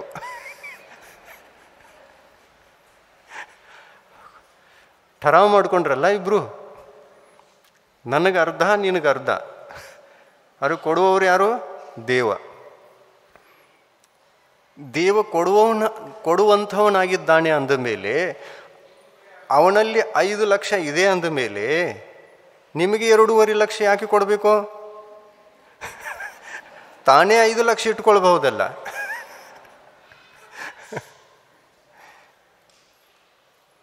ಎಂಥ ಮೂಢನಂಬಿಕೆಗಳು ನೋಡಿ ಇವು. ಇಂಥ ಮೂಢನಂಬಿಕೆಗಳ ಕಾರಣದಿಂದ ನಮ್ಮ 2 ಸದ್ಗುಣಗಳ ಘಾತವಾಗುತ್ತೆ. ಸಮ್ಯಕ್ ದರ್ಶನ ನಷ್ಟ ಆಗುತ್ತೆ, ಸಮ್ಯಕ್ ಜ್ಞಾನವೂ ಕೂಡ ನಶಿಸಿ ಹೋಗುತ್ತೆ. ಧರ್ಮ ಮಾರ್ಗದಲ್ಲಿ ಮೂಢನಂಬಿಕೆಗಳಿಗೆ ಸ್ಥಾನವಿಲ್ಲ. ಮತ್ತು ಯಾರಲ್ಲಿ ಮೂಢನಂಬಿಕೆಗಳು ಇರುವುದೇ ಇಲ್ಲ ಅಂಥವರಿಗೆ ಜಗತ್ತಿನ ಯಾವ ಸುಖ ವೈಭವಗಳ ಆಸೆ ಇರುವುದೇ ಇಲ್ಲ. ಯಾವಾಗ ಧರ್ಮ ಮಾಡಿದರೂ ಕೂಡ ನಿರ್ವಿಕಾರ ಪವಿತ್ರ ಮನಸ್ಸಿನಿಂದ ಧರ್ಮವನ್ನು ಮಾಡ್ತಾರೆ. ಇದನ್ನೇ ಸಮ್ಯಕ್ತ್ವ ಅಂತ ಹೇಳಿದರು, ಸಮ್ಯಕ್ ದರ್ಶನ ಅಂತ ಹೇಳಿದರು ತೀರ್ಥಂಕರ ಭಗವಂತರು. ಈ ಸಮ್ಯಕ್ತ್ವವನ್ನು ಸುರಕ್ಷಿತವಾಗಿ ಇಟ್ಟುಕೊಂಡು ಮರಣ ಕಾಲದಲ್ಲಿ ನಾವು ಸಮ್ಯಕ್ತ್ವ ಸಹಿತ ಮರಣ ಮಾಡಿಕೊಳ್ಳುವಾಗ ಆ ಮರಣಕ್ಕೇನೆ ಬಾಲ ಮರಣ ಅಂತಂದರು. ಇದು ಸಲ್ಲಿಗ್ನ ಮರಣ ಅಲ್ಲ, ಇದು ಶಾಂತಿ ಮರಣ. ಇದು ಒಂದು ಶಾಂತಿ ಮರಣ, ಇದು ಸಲ್ಲಿಗ್ನ ಮರಣ ಅಲ್ಲ. ಸಮ್ಯಕ್ತ್ವ ಸಹಿತ ಮರಣ ಮಾಡಿಕೊಳ್ಳುವುದು ಶಾಂತಿ ಮರಣ. ಇನ್ನು ಹರಿಕೆ ಹೊತ್ತುವಂತಹ ಕಾಲದಲ್ಲಿ ಯಾರಿಗಾದರೂ ಮರಣ ಆಯಿತು ಅಂತಂದರೆ ಅದ್ಯಾವುದು? ಅದು ಬಾಲ ಮರಣ. ನಮಗೆ ಯಾವ ಮರಣ ಬೇಕು? ಬಾಲ್ ಮರಣ ಬೇಕೋ, ಪಂಡಿತ್ ಮರಣ ಬೇಕೋ, ಪಂಡಿತ ಮರಣ ಬೇಕೋ? ಪಂಡಿತ ಮರಣ ಬೇಕು ಅಂತಂದರೆ ಮುನಿಗಳಾಗಬೇಕು. ಪಂಡಿತ ಮರಣ ಆಗಬೇಕು ಅಂತಂದರೆ ಸಮ್ಯಕ್ತ್ವವನ್ನು ಕೂಡ ಪಾಲಿಸಬೇಕು, ಆಮೇಲೆ ಅಣುವೃತಗಳನ್ನು ಕೂಡ ಧರಿಸಬೇಕು, ಅಂದರೆ ಪ್ರತಿಮಾಧಾರಿ ಆಗಬೇಕು.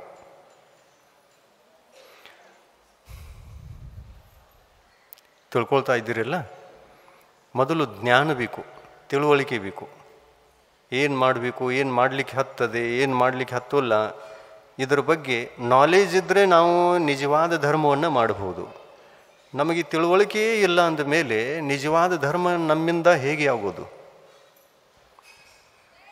ಮನುಷ್ಯನಿಗೆ ಏನು ತಿನ್ನಬೇಕು, ಯಾವುದನ್ನು ತಿನ್ನಬಾರ್ದು ಅನ್ನುವಂಥ ಜ್ಞಾನ ಇದ್ದಾಗ ತಿನ್ನಬಾರದಂಥದ್ದನ್ನು ತಿನ್ನೋದಿಲ್ಲ. ಯಾಕಂದರೆ ಅದನ್ನು ತಿಂದರೆ ಸಾಯ್ತಾರೆ ಅನ್ನಲ್ಲ. ಯಾವುದನ್ನು ತಿಂದಾಗ ನಾವು ಸಾಯ್ತೇವೆ ಅದೇ ಗೊತ್ತಿಲ್ಲ ಅನ್ನುವಂಥ ಮನುಷ್ಯ ಯಾವಾಗಾದರೂ ಆ ವಸ್ತುವನ್ನು ತಿಂದು ಸಾಯ್ಬೋದು. ಅದಕ್ಕಾಗಿ ಯಾವುದನ್ನು ತಿಂದಾಗ ಸಾಯ್ತೇವೆ, ಯಾವುದನ್ನು ತಿಂದರೆ ಸಾಯುವುದಿಲ್ಲ ಅನ್ನುವಂಥದ್ದು ಹೇಗೆ ಗೊತ್ತಿರಬೇಕೋ ಹಾಗೆ ಧರ್ಮಕ್ಷೇತ್ರದಲ್ಲಿ ನಿಜವಾದ ಧರ್ಮದ ಕ್ರಿಯೆ ಯಾವುದು, ತಪ್ಪು ಧರ್ಮಗಳ ಕ್ರಿಯೆ ಯಾವುವು ಅನ್ನುವಂತಹ ಪರಿಜ್ಞಾನ ನಮಗೆ ಇದ್ದಾಗ ಮಾತ್ರ ನಾವು ಈ ಎರಡು ಸದ್ಗುಣಗಳನ್ನು ಪಾಲಿಸಬಹುದು, ಪ್ರಾಪ್ತ ಮಾಡಿಕೊಳ್ಳಬಹುದು. ಸಮ್ಯಕ್ ದರ್ಶನ ಆಗೋದು ಕೂಡ ಕಷ್ಟಿದೆ ಪಂಚಮ ಕಾಲದಲ್ಲಿ. ಯಾಕೆ ಕಷ್ಟಿದೆ ಅಂತಂದರೆ ನಾವು ಪರಂಪರೆಯಿಂದ ಜಿನ ಭಗವಂತರ ವಚನಗಳನ್ನು ಕೇಳಿಲ್ಲ, ವಿಚಾರ ಮಾಡಿಲ್ಲ, ತತ್ವಚಿಂತನೆಯನ್ನು ಮಾಡಿಕೊಂಡಿಲ್ಲ, ಆತ್ಮಕಲ್ಯಾಣದ ವಿಷಯಗಳನ್ನು ಎಂದೂ ಯಾರಿಂದಲೂ ಕೇಳಿಲ್ಲ.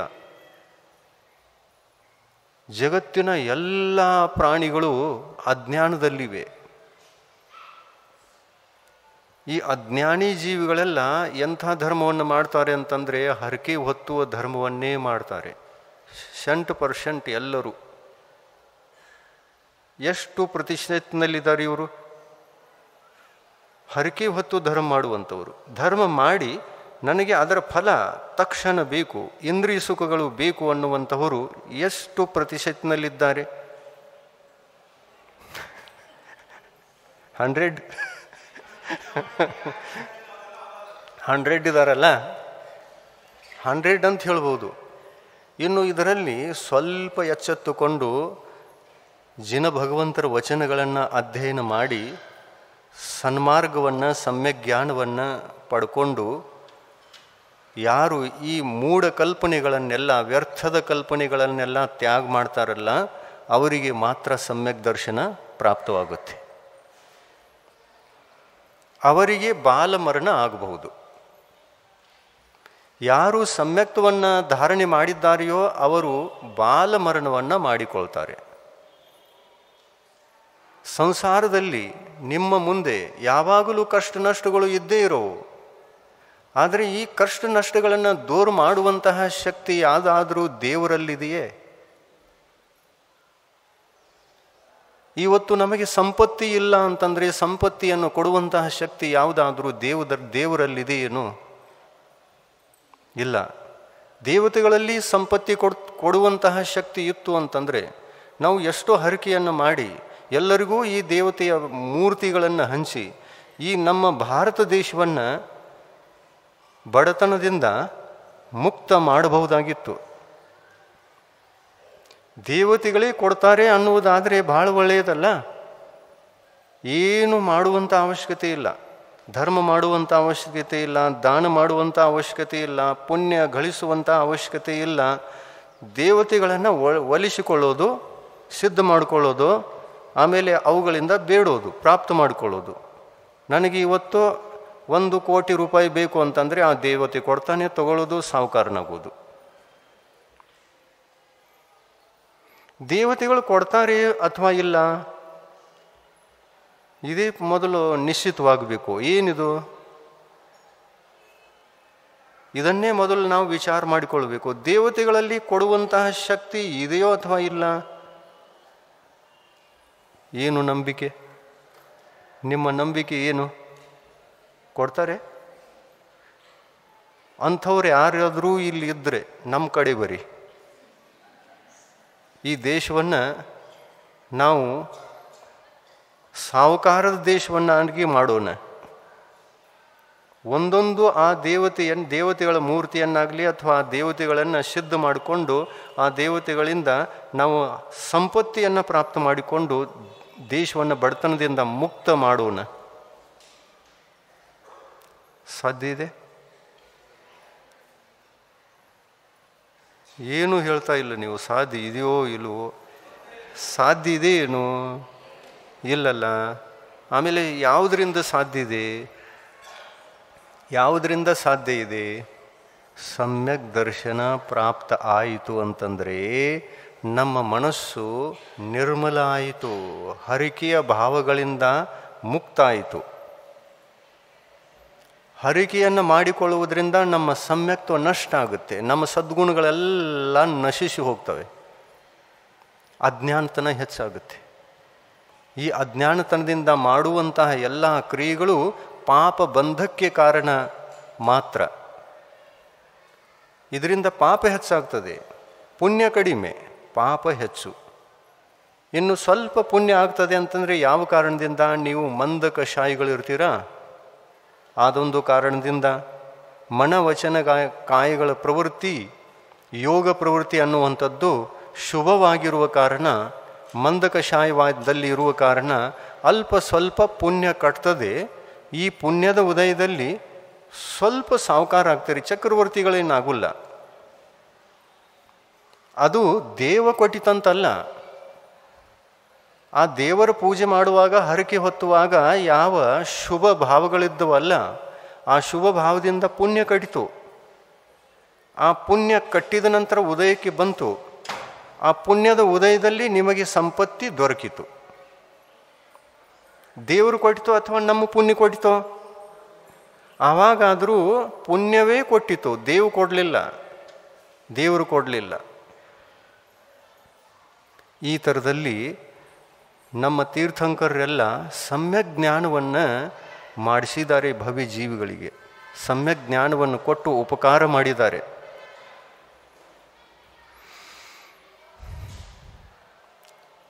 ಇದು ಮಹಾನ್ ಉಪಕಾರ. ಇಂಥ ಜ್ಞಾನವನ್ನು ಜಗತ್ತಿಗೆ ಯಾರೂ ಕೊಟ್ಟಿಲ್ಲ, ತೀರ್ಥಂಕರು ಮಾತ್ರ ಕೊಟ್ಟಿದ್ದಾರೆ.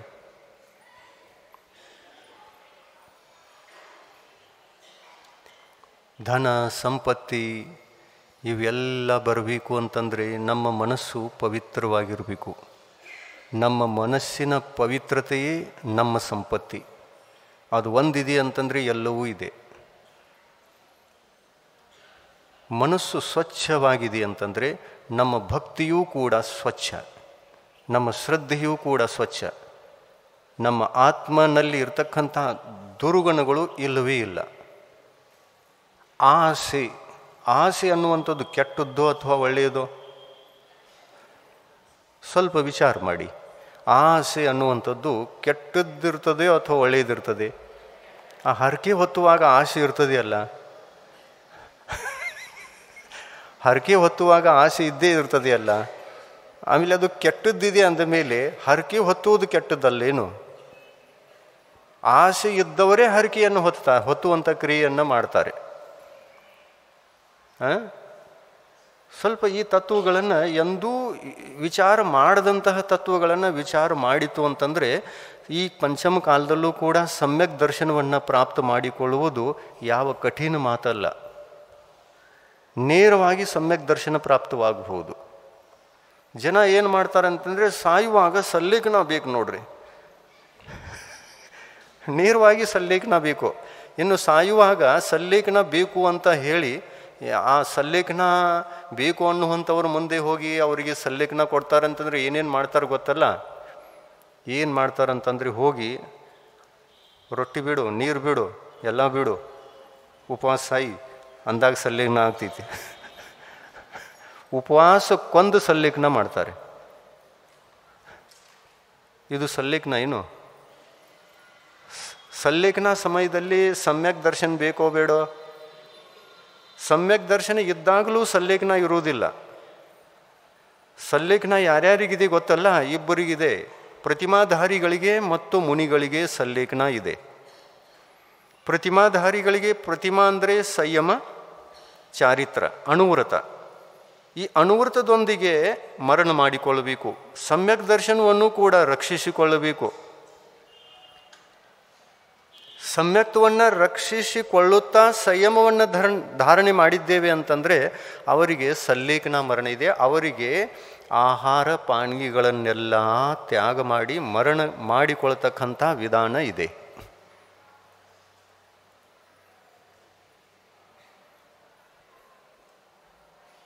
ಈ ಜ್ಞಾನವೇ ಇಲ್ಲ ಯಾರಿಗೆ, ಅಂಥವರಿಗೂ ಕೂಡ ನಾವು ಸಲ್ಲೇಖನ ಮರಣದ ಹೆಸರಿನಲ್ಲಿ ಅವರನ್ನು ಉಪವಾಸ ಮಾಡಿ ಕೊಂದು ಕಳಿಸಿಬಿಡ್ತೀವಿ. ಆರ್ತರೌದ್ರ ದೇಹದೊಳಗೆ ಹೋಗ್ತದೆ ಅದು ಜೀವ. ಅದಕ್ಕೆ ಏನೂ ಗೊತ್ತಿಲ್ಲ, ಸದ್ಗುಣ ಗೊತ್ತಿಲ್ಲ, ದುರ್ಗುಣ ಗೊತ್ತಿಲ್ಲ, ಮಿಥ್ಯಾತು ಗೊತ್ತಿಲ್ಲ, ಸಮ್ಯಕ್ತು ಗೊತ್ತಿಲ್ಲ. ಅಂಥ ಒಂದು ಸಂದರ್ಭದಲ್ಲಿ ಅದು ಸಾಯಿತು ಅಂತಂದರೆ ಬಾಲ್ ಮರಣ ಆಯಿತು. ಇನ್ನು ಕೊನೆಯ ಕಾಲದಲ್ಲಿ ಎಲ್ಲ ಆಹಾರ ಬಿಡಿಸಿದ್ರಿ ನೀವು. ಇನ್ನು ಆಹಾರ ಬಿಡಿಸಿ ಕೊಲ್ಲೋದೈತಲ್ಲ, ಅದನ್ನು ಎಲ್ಲ ಬಿಡಿಸಿದ್ರಿ. ಆಮೇಲೆ ಹೆಚ್ಚು ಕಷ್ಟ ಆಗ್ತಾ ಇದೆ ಅಂತಂದರೆ ನಮೋಕಾರ ಮಂತ್ರ ಅನ್ನಿ ಅಂತ ಹೇಳ್ಬಿಟ್ಟು ಮೇಲಿಂದ ಪ್ರೆಷರ್ ತರ್ತೀರ. ಸಲ್ಲೇಖನ ಮರಣ ಆಗ್ತೈತಿ, ಶಾಂತಾಗಿ ಪ್ರಾಣ ಬಿಡಬೇಕು. ನಮೋಕಾರ ಮಂತ್ರ ಅನ್ನಿ ಬಿಡೋದಿಲ್ಲ ನೋಡಿ, ನಮೋಕಾರ ಮಂತ್ರ ಬಿಡೋದಿಲ್ಲ, ಅದೇ ಸಲ್ಲೇಖನ ಮರಣ. ಇದು ಎಷ್ಟು ಅಜ್ಞಾನತನ ಸಮಾಜದಲ್ಲಿ ನಡೆದಿದೆ ಅಂತಂದರೆ ಇದಕ್ಕೆ ಆತ್ಮಘಾತ ಅಂತಂತಾರೆ. ಇದ್ರ ಮೇಲೆ ಕೇಸ್ ಆಗ್ಬೋದು. ಇಂಥ ಮರಣದ ಮೇಲೆ ಯಾರಾದರೂ ಕೇಸ್ ಮಾಡಿದ್ರು ಅಂತಂದರೆ ನೀವು ಜಯಿಸಲಿಕ್ಕೆ ಸಾಧ್ಯ ಇಲ್ಲ ಕೋರ್ಟ್ನಲ್ಲಿ. ಇದು ಆತ್ಮಘಾತ. ಈ ಸ್ವ ಇಚ್ಛೆಯಿಂದ ಆಗುವಂಥ ಮರಣ ಅಲ್ಲ. ಸ್ವ ಇಚ್ಛೆಯಿಂದ ಮರಣೇನೋ ಆಗಬೇಕು, ಆದರೆ ಆ ಸ್ವ ಇಚ್ಛೆಯಲ್ಲಿ ಆತ್ಮಘಾತ ಇದ್ದೇ ಇದೆ ಅಂತಂದರೆ ಆ ಸ್ವ ಇಚ್ಛಾ ಮರಣವೂ ಕೂಡ ದುರ್ಮರಣ. ಕೇಳ್ತಾ ಇದ್ದೀರಲ್ಲ ಲಕ್ಷ್ಯ ಕೊಟ್ಟು. ಹಿಂದೆ ಒಮ್ಮೆ ಇದಾಗಿತ್ತು, ಏನು ಒಮ್ಮೆ ಕೇಸ್ ಆಗಿತ್ತಲ್ಲ ಕೋರ್ಟ್ನಲ್ಲಿ. ನೀವೆಲ್ಲರೂ ಕೂಡಿ ಒಂದು ರ್ಯಾಲಿ ತೆಗೆದು ಅದನ್ನು ಪ್ರತಿಭಟಿಸಿದ್ರಿ. ನಮ್ಮ ಧರ್ಮದ ಅನುಸಾರವಾಗಿ ಇದು ಸಲ್ಲೇಖನ ಮರಣ ಇದೆ ಅಂತ ಹೇಳಿಬಿಟ್ಟು ಏನೋ ಪ್ರಯತ್ನ ಮಾಡಿ ಅದನ್ನು ನಿಲ್ಲಿಸಿದ್ರಿ. ಕೇಸ್ ಆಗಿತ್ತದು. ಆ ಕೇಸ್ ಯಾಕಾಗಿತ್ತು ಗೊತ್ತಾ? ಇಂಥ ಅಜ್ಞಾನಿ ಜೀವಿಗಳು ಹೇಗಾದರೂ ಮಾಡಿ ಅವುಗಳನ್ನ ಕೊಲ್ತಾರಲ್ಲ. ಶಾಸ್ತ್ರ ಗೊತ್ತಿಲ್ಲ, ಜ್ಞಾನಿಲ್ಲ. ಅರ್ಹಂತ ಭಗವಂತರು ತಿಳಿಸಿದ ಅನುಸಾರವಾಗಿ ನಾವು ನಮ್ಮ ಮರಣವನ್ನು ಮಾಡಿಕೊಳ್ತೇವೆ ಅಂತಂದರೆ, ಅರ್ಹಂತ ಭಗವಂತರ ಅನುಸಾರವಾಗಿ ತಿಳಿಸಿದಂತೆ ಆ ಸಲ್ಲೇಖನ ಮರಣ ನಮ್ಮದು ಆಗ್ತದೆ ಅಂತಂದರೆ ಆ ಮರಣಕ್ಕೆ ಕೇಸ್ ಯಾರೂ ಮಾಡಲಿಕ್ಕೆ ಸಾಧ್ಯ ಇಲ್ಲ.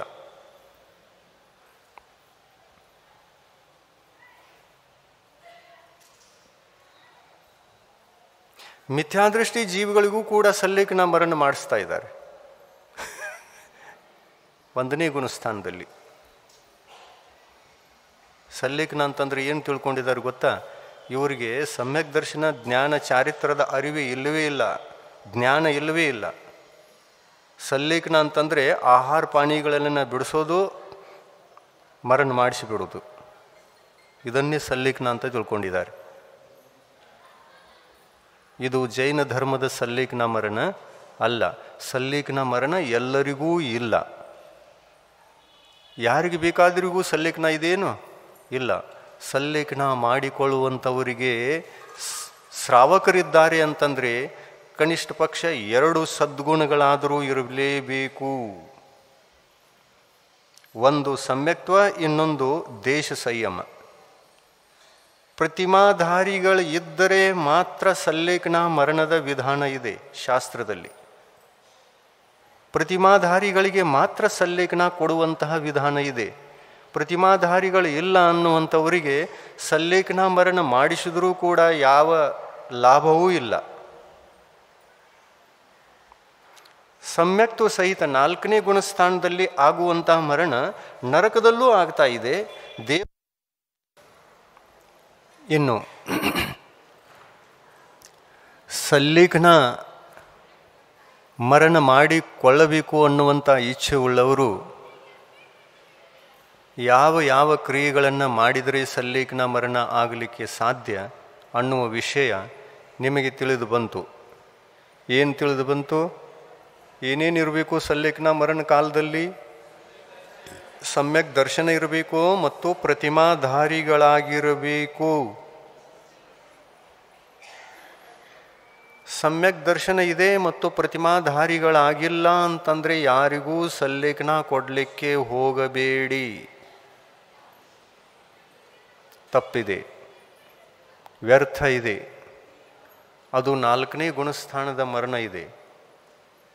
4ನೇ ಗುಣಸ್ಥಾನದಲ್ಲಿ ಮರಣ ಮಾಡಿಸಿ ನಾವು ಸಲ್ಲೇಖನ ಮರಣವನ್ನು ಮಾಡಿಸಿದ್ದೇವೆ, ಅದು ಸಂಯಮಿಯಾಗಿ ಸಾಯಿತು ಅಂತ ತಿಳ್ಕೊಳ್ಬೇಡಿ. ಯಾರು ತಮ್ಮ ಬದುಕಿನಲ್ಲಿ ಕನಿಷ್ಠ ಪಕ್ಷ 2 ಪ್ರತಿಮೆಗಳನ್ನು ಧಾರಣೆ ಮಾಡಿ ಅಣುವ್ರತಗಳನ್ನು ಪಾಲಿಸ್ತಾ ಹೋಗಿದ್ದಾರೆ, ಅಂಥವರಿಗೆ ಕೊನೆಯ ಸಮಯದಲ್ಲಿ ಸಲ್ಲೇಖನ ಮರಣದಂತಹ ಮರಣವೂ ಕೂಡ ಒಂದು ವ್ರತ ಇದೆ. ಶಿಕ್ಷಾವ್ರತಗಳಲ್ಲಿ 4 ಪ್ರಕಾರದ ಶಿಕ್ಷಾವ್ರತಗಳಲ್ಲಿ ಅಂತಿಮ ಶಿಕ್ಷಾವ್ರತದ ಹೆಸರು ಸಲ್ಲೇಖನ ವ್ರತ ಅನ್ನತಕ್ಕಂಥ ಮರಣ. ಸಲ್ಲೇಖನ ಮರಣ ಅನ್ನತಕ್ಕಂಥ ಅದು ಕೂಡ ಒಂದು ವ್ರತ. ಈ ವ್ರತವನ್ನು ಪ್ರತಿಮಾಧಾರಿಗಳಿಗೂ ಕೂಡ ಕೊನೆಯ ಸಮಯದಲ್ಲಿ ಕೊಡೋದಿರ್ತದೆ. ಪ್ರತಿಮಾ ತಕ್ಕೊಂಡ ತಕ್ಷಣ ಸಲ್ಲೇಖನ ಇಲ್ಲ. ಆ ವ್ರತ ಕೊನೆಯ ಸಮಯದಲ್ಲಿ ನಮ್ಮ ಶರೀರದಲ್ಲಿ ಅಂಥ ಮರಣದ ಕೆಲವೊಂದು ಲಕ್ಷಣಗಳು ಮೂಡಿ ಬಂದಾಗ ಮಾತ್ರ ಸಲ್ಲೇಖನದ ವಿಚಾರವನ್ನು ನಾವು ಮಾಡಬೇಕೇ ವಿನಃ ಯಾವಾಗ ಬೇಕಾದರೂ ಸಲ್ಲೇಖನ ಅಲ್ಲ. ಕೆಲವೊಬ್ಬರು ಯಾವ ಥರ ವಿಚಾರ ಮಾಡ್ತಾರೆ ಗೊತ್ತಾ? ಕೆಲವೊಮ್ಮೆ ಜ್ಞಾನ ಇಲ್ಲಲ್ಲ, ಅದಕ್ಕೆ ಯಾವ ಥರ ವಿಚಾರ ಮಾಡೋದು ಅಂತಂದರೆ, ಯಾವುದೇ ಒಂದು ಕಾರಣದಿಂದ ಮನೆಯಲ್ಲಿ ಮನಸ್ಸಿಗೆ ನೋವಾಯಿತು, ಟೆನ್ಷನ್ ಬಂತು. ಟೆನ್ಷನ್ ಬಂದ ತಕ್ಷಣ ಸಾಯುವ ಇಚ್ಛೆ ಆಗುತ್ತೆ. ಸಾಯುವ ಇಚ್ಛೆ ಆದಾಗ ನಾನು ಸಲ್ಲೇಖನ ತಗೊಳ್ಬೇಕು, ಸಲ್ಲೇಖನ ತೊಗೊಂಡು ಸಾಯ್ತೇನೆ, ಹೋಗ್ರಿ ನೀವು ಏನು ಮಾಡೋರಿದ್ದೀರಿ ಮಾಡ್ರಿ.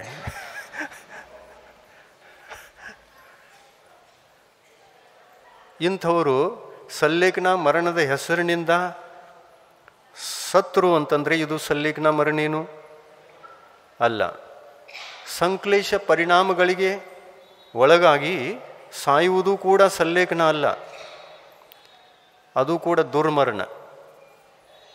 ಸಮ್ಯಕ್ ದೃಷ್ಟಿ ಜೀವಿಗಳಿಗೆ ಈ ಥರ ನಾನು ಆತ್ಮಘಾತ ಮಾಡಿಕೊಳ್ಳಬೇಕು, ಪ್ರಾಣಘಾತ ಮಾಡಿಕೊಳ್ಳಬೇಕು ಮತ್ತು ಆ ಪ್ರಾಣಘಾತದ ಕಾಲದಲ್ಲಿ ಇರುವಂತಹ ಮರಣವೇ ಸಲ್ಲೇಖನ ಮರಣ ಅನ್ನುವಂಥ ಕಲ್ಪನೆ ಇತ್ತು ಅಂತಂದರೆ ಅದು ಕೂಡ ತಪ್ಪು. ಇದು ಕೂಡ ಆತ್ಮಘಾತ. ಆತ್ಮಹತ್ಯೆ ಮಾಡಿಕೊಳ್ಳುವುದರಲ್ಲಿ ಯಾವ ಪಾಪ ಬರ್ತದೆ ಅಲ್ಲ, ಅಂಥ ಪಾಪ ಇದಕ್ಕೆ ಇದೆ.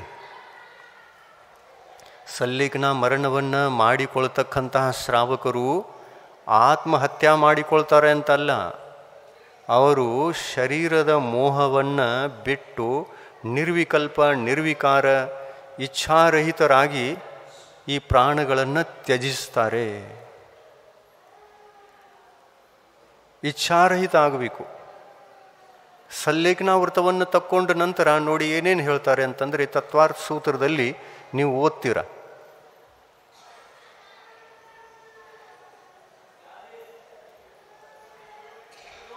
ತತ್ವಾರ್ಥ ಸೂತ್ರದಲ್ಲಿ ನೀವು ಓದುತ್ತೀರಲ್ಲ, ಏನಂತೀರಿ? ಜೀವಿತ ಮರಣ ಶಂಶಾ ಮಿತ್ರಾನುರಾಗ ಸುಖಾನುಬಂಧ ನಿದಾನಾಣಿ. ಈ ಸೂತ್ರ ಬಂದಿದೆ 7ನೇ ಅಧ್ಯಾಯದಲ್ಲಿ. ಜೀವಿತ ಮರಣ ಶಂಶಾ ಮಿತ್ರಾನುರಾಗ ಸುಖಾನುಬಂಧ ನಿದಾನಾಣಿ. ಜೀವಿತ ಮರಣ ಶಂಶ, ಜೀವಿತ ಇಚ್ಛೆ, ಇನ್ನೂ ಸ್ವಲ್ಪ ನಾನು ಜೀವಿಸಬೇಕು, ನಂತರ ಸಾಯಬೇಕು. ಸಲ್ಲೇಖನ ವೃತವನ್ನು ತಕ್ಕೊಂಡ ನಂತರ ಇಂಥ ಭಾವಗಳು ಬರಲೇಬಾರದು. ಸಲ್ಲೇಖನ ವೃತವನ್ನು ಸ್ವೀಕಾರ ಮಾಡಿದ್ದೀರಿ ಅಂತಂದರೆ ಪ್ರಾಣಗಳು ನೈಸರ್ಗಿಕವಾಗಿ ಸಾವಕಾಶ ಅವುಗಳ ಗತಿಯಿಂದ ಹೋಗಬೇಕು. ಆದರೆ ನಾವು ಯಾವ ಥರ ಭಾವ ಮಾಡಿರ್ತೇವೆ? ಇನ್ನೂ ಸ್ವಲ್ಪ ಜೀವಿಸಬೇಕು, ಇನ್ನೂ ಒಳ್ಳೆಯವನಿದ್ದೇನೆಲ್ಲ, ಇನ್ನೂ ಸ್ವಲ್ಪ ಜೀವಿಸಬೇಕು ಅನ್ನುವಂಥ ಭಾವಗಳು ಕೂಡ ಬರಬಾರದು. ಆಮೇಲೆ ನಾನು ಜಲ್ದಿ ಸಾಯಬೇಕು, ಜಲ್ದಿ ಸತ್ರ ಭಾಳ ಒಳ್ಳೆಯದು, ಇಂಥ ಭಾವಗಳು ಕೂಡ ಬರಬಾರದು. ಮಿತ್ರಾನುರಾಗ, ನಮ್ಮ ಬಂಧು ಬಾಂಧವರನ್ನು ಕೂಡ ಆ ಕಾಲದಲ್ಲಿ ನೆನೆಸಿಕೊಳ್ಳಬಾರದು. ಅವರಿಂದ ಮೋಹ ಮಮತೆಗಳನ್ನು ಧಾರಣೆ ಮಾಡಬಾರದು, ಅವರನ್ನೂ ಮರೆಯಬೇಕು. ಸಾಯುವಾಗ ಎಲ್ಲರನ್ನು ನೆನೆಸಿಕೊಂಡು ಸಾಯಬಾರದು, ಭಗವಂತರನ್ನು ನೆನೆಸಿಕೊಂಡು ಸಾಯಬೇಕು. ಎಲ್ಲರೂ ಬಂದಿದ್ದಾರೋ ಅಥವಾ ಇಲ್ಲ, ಬಂದನೋ ಅಥವಾ ಇಲ್ಲ, ಹೋದನೋ ಅಥವಾ ಇಲ್ಲ, ಎಲ್ಲಿದ್ದಾನೆ, ಯಾಕೆ ಬರಲಿಲ್ಲ, ನಾನು ಸಾಯ್ತಾ ಇದ್ದೇನೆ, ಇಂಥ ಬಂಧು ಬಾಂಧವರ ಆಸೆಯನ್ನು ಕೂಡ ನೋಡುವಂಥ ಆಸೆ. ಲಾಸ್ಟ್ ಒಂದು ಸಲ ನೋಡ್ತೇನೆ ಹೇಗಿದ್ದಾರೆ, ಹೊಂಟಿದ್ದೇನೆ ಅಂದಮೇಲೆ ಬಂಧು ಬಾಂಧವರ ನೋಡುವಂತಹ ಆಸೆಯನ್ನು ಕೂಡ ತ್ಯಾಗ ಮಾಡಬೇಕು. ಇದಕ್ಕೆ ಮಿತ್ರಾನುರಾಗ ಅಂತಂತಾರೆ. ಮಿತ್ರರ ಅನುರಾಗ, ಬಂಧು ಬಾಂಧವರ ಅನುರಾಗ. ಸಲ್ಲೇಖನ ತಕ್ಕೊಂಡವರಿಗೆ ಇರಬಾರ್ದು, ಯಾರು ತಕ್ಕೊಂಡಿಲ್ಲ ಅವರಿಗಿರ್ಬೋದು. ಹೊಂಟಿದ್ದಾರೆ ಅಂದಮೇಲೆ ಒಂದು ಸ್ವಲ್ಪ ನಾವು ಏನಾದರೂ ಸಹಯೋಗ ಮಾಡೋಣ, ಹೋಗೋಣ, ಈ ಭಾವ ಬೇಕೋ ಬೇಡ? ಬೇಕಲ್ಲ. ಇದು ಕೂಡ ಒಂದು ಅನುರಾಗ. ಅವರ ಸಲ್ಲೇಖನ ಮರಣವನ್ನು ಮಾಡಿಸಬೇಕು ಅನ್ನತಕ್ಕಂತಹ ಭಾವ ನಿಮ್ಮ ಭಾವ ಪವಿತ್ರ. ಆದರೆ ನಿಮ್ಮನ್ನೇ ಅವರನ್ನ ನೆನೆಸ್ಕೊಳ್ತಾ ಇದ್ದಾರೆ ಅಂತಂದರೆ ಅದು ಅವರಿಗೆ ಅಪವಿತ್ರ. ಮಿತ್ರಾನುರಾಗ ನಿಧಾನ ಬಂಧ. ನಿಧಾನ ಬಂಧ ಅಂತಂದರೆ ಏನು? ನನ್ನ ಈ ಮರಣಾನಂತರ ನಾನು ಈ ಜೀವನದವರೆಗೆ ಯಾವ ತ್ಯಾಗ ತಪಸ್ಸನ್ನು ಆಚರಿಸಿದ್ದೇನೆ, ಎಷ್ಟು ಉಪವಾಸ ವ್ರತಗಳನ್ನೆಲ್ಲ ನಾನು ಮಾಡಿದ್ದೇನೆ, ಇದಕ್ಕೆ ಯಾವ ಒಂದು ಪುಣ್ಯ ಕಟ್ಟಿದೆ, ಆ ಪುಣ್ಯದ ಫಲದಿಂದ ನನಗೆ ಸ್ವರ್ಗದಲ್ಲಿಯ ಒಳ್ಳೆಯ ಸುಖಗಳು ಸಿಗಬೇಕು. ಇದಕ್ಕೇನಂತಾರೆ? ಇದನ್ನು ನಿಧಾನ ಬಂಧ ಅಂತಾರೆ. ನಿಧಾನ ಬಂಧದ ಭಾವಗಳು ಕೊನೆಯ ಸಮಯದಲ್ಲಿ ಆದವು ಅಂತಂದರೆ ನಮ್ಮ ಸಲ್ಲೇಖನ ವೃತ ಭ್ರಷ್ಟ ಆಯಿತು, ನಷ್ಟ ಆಯಿತು.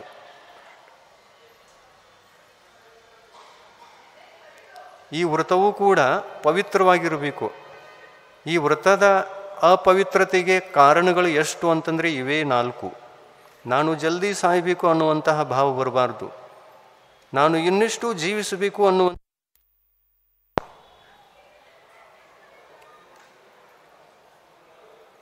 ನಾನು ಇನ್ನಿಷ್ಟು ಜೀವಿಸಬೇಕು ಅನ್ನುವಂತಹ ಭಾವಗಳು ಬರಬಾರದು. ಯಾರ ಸಂಬಂಧಿಕರ ನೆನಪೂ ಕೂಡ ನಾವು ಮಾಡಬಾರದು. ಮತ್ತೊಂದು, ನಮ್ಮ ಪುಣ್ಯದ ಫಲವನ್ನು ನಾವು ಅಪೇಕ್ಷಿಸಬಾರದು, ತಪಸ್ಸಿನ ಫಲವನ್ನು ಅಪೇಕ್ಷಿಸಬಾರದು. ಇಂಥ ಒಂದು ಅಪೇಕ್ಷೆಯನ್ನು ಮಾಡ್ತೇವೆ ಅಂತಂದರೆ ಇದು ಕೂಡ ಒಂದು ಹರಕೆಯನ್ನು ಹೊತ್ತಂತೆ. ಯಾವುದಕ್ಕೆ? ನಮ್ಮ ತಪಸ್ಸಿಗೆ ಹರಕೆಯನ್ನು ನಾವು ಹೊತ್ತಾ ಇದ್ದೀವಿ. ನಾವು ಮಾಡಿದ್ದೀವಲ್ಲ, ಹೇ ತಪಸ್ಸಿನ ದೇವತೆ, ನೀನೇ ತಪಸ್ಸಿನ ದೇವತೆ, ನನಗೆ ಎಷ್ಟು ನಾನು ಪುಣ್ಯವನ್ನು ಅರ್ಜಿಸಿಕೊಂಡಿದ್ದೇನೆ ಅದರ ಫಲ ಸ್ವರ್ಗದಲ್ಲಿರತಕ್ಕಂತಹ ಸುಖಗಳೆಲ್ಲವೂ ಲಭಿಸಲಿ ಅನ್ನುವಂಥ ಸಂಕಲ್ಪ ಆಯಿತು ಅಂತಂದರೆ ನಮ್ಮ ವ್ರತ ಭ್ರಷ್ಟ ಆಯಿತು, ಆತ್ಮ ಅಪವಿತ್ರ ಆಯಿತು. ಆತ್ಮ ಯಾವ ಗುಣಸ್ಥಾನಕ್ಕೆ ಬಂದ ಅಂತಂದರೆ ಮೊದಲನೇ ಗುಣಸ್ಥಾನಕ್ಕೆ ಬಂದ. ನಿಧಾನ ಬಂಧ ಆದಾಗ, ನಿಧಾನ ಬಂಧ ಅನ್ನುವಂತಹ ದೋಷ ಆದಾಗ ಆತ್ಮ ಸಮ್ಯಕ್ ದರ್ಶನವನ್ನು ಕೂಡ ಕಳೆದುಕೊಳ್ತಾನೆ. ಎಲ್ಲ ಸದ್ಗುಣಗಳನ್ನು ಕಳ್ಕೊಂಡು ಮಿಥ್ಯಾತ್ವ ಗುಣಸ್ಥಾನಕ್ಕೆ ಬಂದು ಮೊದಲನೇ ಗುಣಸ್ಥಾನದಲ್ಲಿ ಮರಣ ಮಾಡಿಕೊಳ್ತಾನೆ. ಈ ಮೊದಲನೇ ಗುಣಸ್ಥಾನದಲ್ಲಿ ಬಂದು ಮರಣ ಆಯಿತು ಅಂತಂದರೆ ಈ ಮರಣದ ಹೆಸರೇನು? ಬಾಲ ಮರಣ. ಮೊದಲನೇ ಮರಣ ಬಾಲ್ ಮರಣ. ಸಲ್ಲಿಕ್ನ ಕೆಟ್ಟು ಹೋಯಿತು. ತ್ಯಾಗ ತಪಸ್ಸು ಎಷ್ಟೋ ಆಗಿತ್ತು, ಪುಣ್ಯವೂ ಆಗಿತ್ತು, ಎಲ್ಲ ಆಗಿತ್ತು. ಆದರೆ ಆ ಪುಣ್ಯವನ್ನು ಕೂಡ ನಷ್ಟ ಮಾಡಿಕೊಂಡ. ಸಮ್ಯಕ್ತ್ವದ ಜೊತೆಯಲ್ಲಿ ಅರ್ಜಿಸಿಕೊಂಡಿರತಕ್ಕಂತಹ ಪುಣ್ಯ ಹೇಗಿತ್ತು ಅಂತಂದರೆ ಪುಣ್ಯಾನುಬಂಧಿ ಪುಣ್ಯದ ರೂಪದಲ್ಲಿತ್ತು. ಪುಣ್ಯಾನುಬಂಧಿ ಪುಣ್ಯ ಅಂದರೆ ಸರ್ವೋತ್ಕೃಷ್ಟ ಪುಣ್ಯ, ಪವಿತ್ರ ಪುಣ್ಯ, ಸಾತಿಶಯ ಪುಣ್ಯ. ಸಾತಿಶಯ ಪುಣ್ಯದ ರೂಪದಲ್ಲಿ ಪುಣ್ಯ ಇತ್ತು, ಪವಿತ್ರ ಪುಣ್ಯ ಇತ್ತು, ಉತ್ಕೃಷ್ಟ ಫಲವನ್ನು ಕೊಡ್ತಕ್ಕಂತಹ ಪುಣ್ಯ ಇತ್ತು. ಆದರೆ ಅದರೊಳಗೆ ಆ ಹಾಲಿನಲ್ಲಿ ಮಜ್ಜಿಗೆ ಕೂಡಿಸಿದಂತೆ ಅದೆಲ್ಲ ಕೆಟ್ಟು ಹೋಯಿತು. ಎಂತಹ ಭಾವ ಮಾಡಿಕೊಂಡಾಗ? ನಿಧಾನ ಬಂಧ ಮಾಡಿಕೊಂಡಾಗ. ಕೊನೆಯ ಸಮಯದಲ್ಲೂ ಕೂಡ ಯಾವುದೇ ತಪಸ್ಸಿನ ಪುಣ್ಯದ ಫಲವನ್ನು ಪಡ್ಕೊಳ್ಬೇಕು, ಭೌತಿಕ ಸುಖ ಸಿಗಬೇಕು ಅನ್ನುವಂಥ ಭಾವ ನಮ್ಮಲ್ಲಿ ಇರಬಾರದು.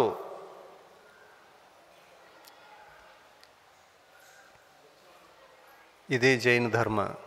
ಜೈನ ಧರ್ಮ ಈ ಥರ ಇದೆ. ಮತ್ತು ಇದನ್ನು ಯಾರು ಮಾಡ್ತಾರಲ್ಲ ಆ ಜೀವ ಜೈನನಲ್ಲ, ಅಜೈನ. ಅಜೈನ ಅಂತಂದರೆ ಯಾವ ಒಂದೂ ದೋಷವನ್ನು ಜಯಿಸದೆ ಮರಣ ಮಾಡಿಕೊಂಡವನಿಗೆ ಅಜೈನ ಅನ್ನಬೇಕು. ಮಿಥ್ಯಾದರ್ಶನ, ಮಿಥ್ಯಾಜ್ಞಾನ, ಮಿಥ್ಯಾಚಾರಿತ್ರ, ಈ ಮೂರು ದೋಷಗಳನ್ನು ಸಮಯ ಜಾಸ್ತಿ ಆಯ್ತೇನು? ಆಮೇಲೆ ಹೋಗಲಿ, ಗಾಡಿ ಮುಂದೆ ಒರೀಲಿ.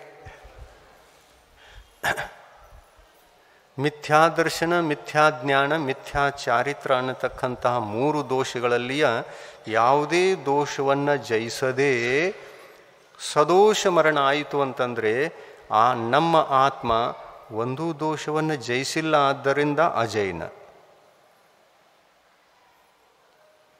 ಜೈನ ಶಬ್ದದ ಪರಿಭಾಷೆ ಏನು?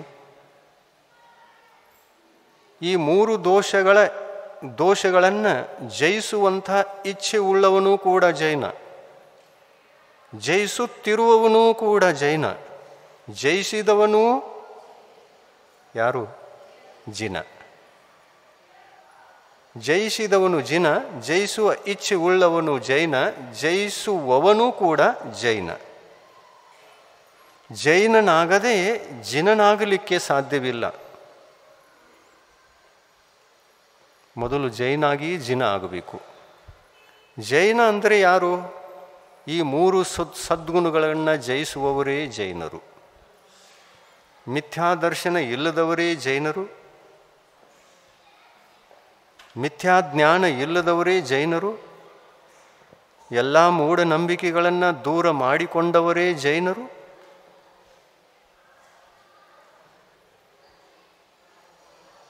ಲೋಕಮೂರ್ತಿಗಳನ್ನು ತ್ಯಜಿಸುವಂತಹ ಕಾರ್ಯ ನಿಮ್ಮ ಬದುಕಿನಲ್ಲಿ ಬಹಳಷ್ಟಿವೆ. ಎಂಥ ಜಾಗದಲ್ಲಿ ಹೋಗಿ ನಾವು ಎಂಥ ಮೂಢನಂಬಿಕೆಗಳನ್ನು ಮಾಡಿಕೊಳ್ತೇವೆ ಅಂತಂದರೆ, ಒಂದು ಯಾರಾದರೂ ಸತ್ತಿದ್ದಾರೆ ಅಂದ್ರೂ ಕೂಡ ಅದರೊಳಗೂ ಕೂಡ ಲೋಕಮೂರ್ತಿಗಳು ನಮ್ಮಲ್ಲಿ ಇವೆ. ಅದರೊಳಗೆ ಏನಂತೀವಿ ಗೊತ್ತಾ? ಕಾಗಿ ಮುಟ್ಲಿಲ್ಲಲ್ಲ, ಕಾಗಿ ಮುಟ್ಲಿಲ್ಲ ಅಂತಂದರೆ ಅದಕ್ಕೆ ನೈವೇದ್ಯ ಏನು ಹಾಕ್ತಾರಲ್ಲ, ಆ ನೈವೇದ್ಯ ಹಾಕಿರ್ತಾರೆ, ಅದನ್ನು ತಿನ್ನಲಿಕ್ಕೆ ಬರಲಿಲ್ಲ ಅಂತಂದರೆ ಅದೇನೋ ಅಪಶಕುನ ಅಂತ ತಿಳ್ಕೊಳ್ತಾರೆ. ಇವೆಲ್ಲ ಮೂಢನಂಬಿಕೆಗಳು.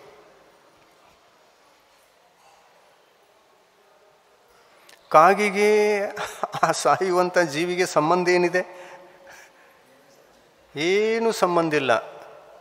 ಇಂಥ ಮೂಢನಂಬಿಕೆಗಳನ್ನು ನಾವು ಎಷ್ಟೋ ನಮ್ಮ ಆಚಾರ ವಿಚಾರಗಳಲ್ಲಿ ಇಟ್ಕೊಂಡಿರ್ತೇವೆ. ಅವುಗಳನ್ನೆಲ್ಲ ವಿಚಾರ ಮಾಡದೆ ಅವುಗಳನ್ನು ನಂಬಿರ್ತೇವೆ. ಇಂಥ ನಂಬುವಂತಹ ಮೂಢಕರಿಗಳೆಲ್ಲ ನಮ್ಮ ಸಮ್ಯಕ್ತ್ವದ ದೋಷಕ್ಕೆ ಕಾರಣ.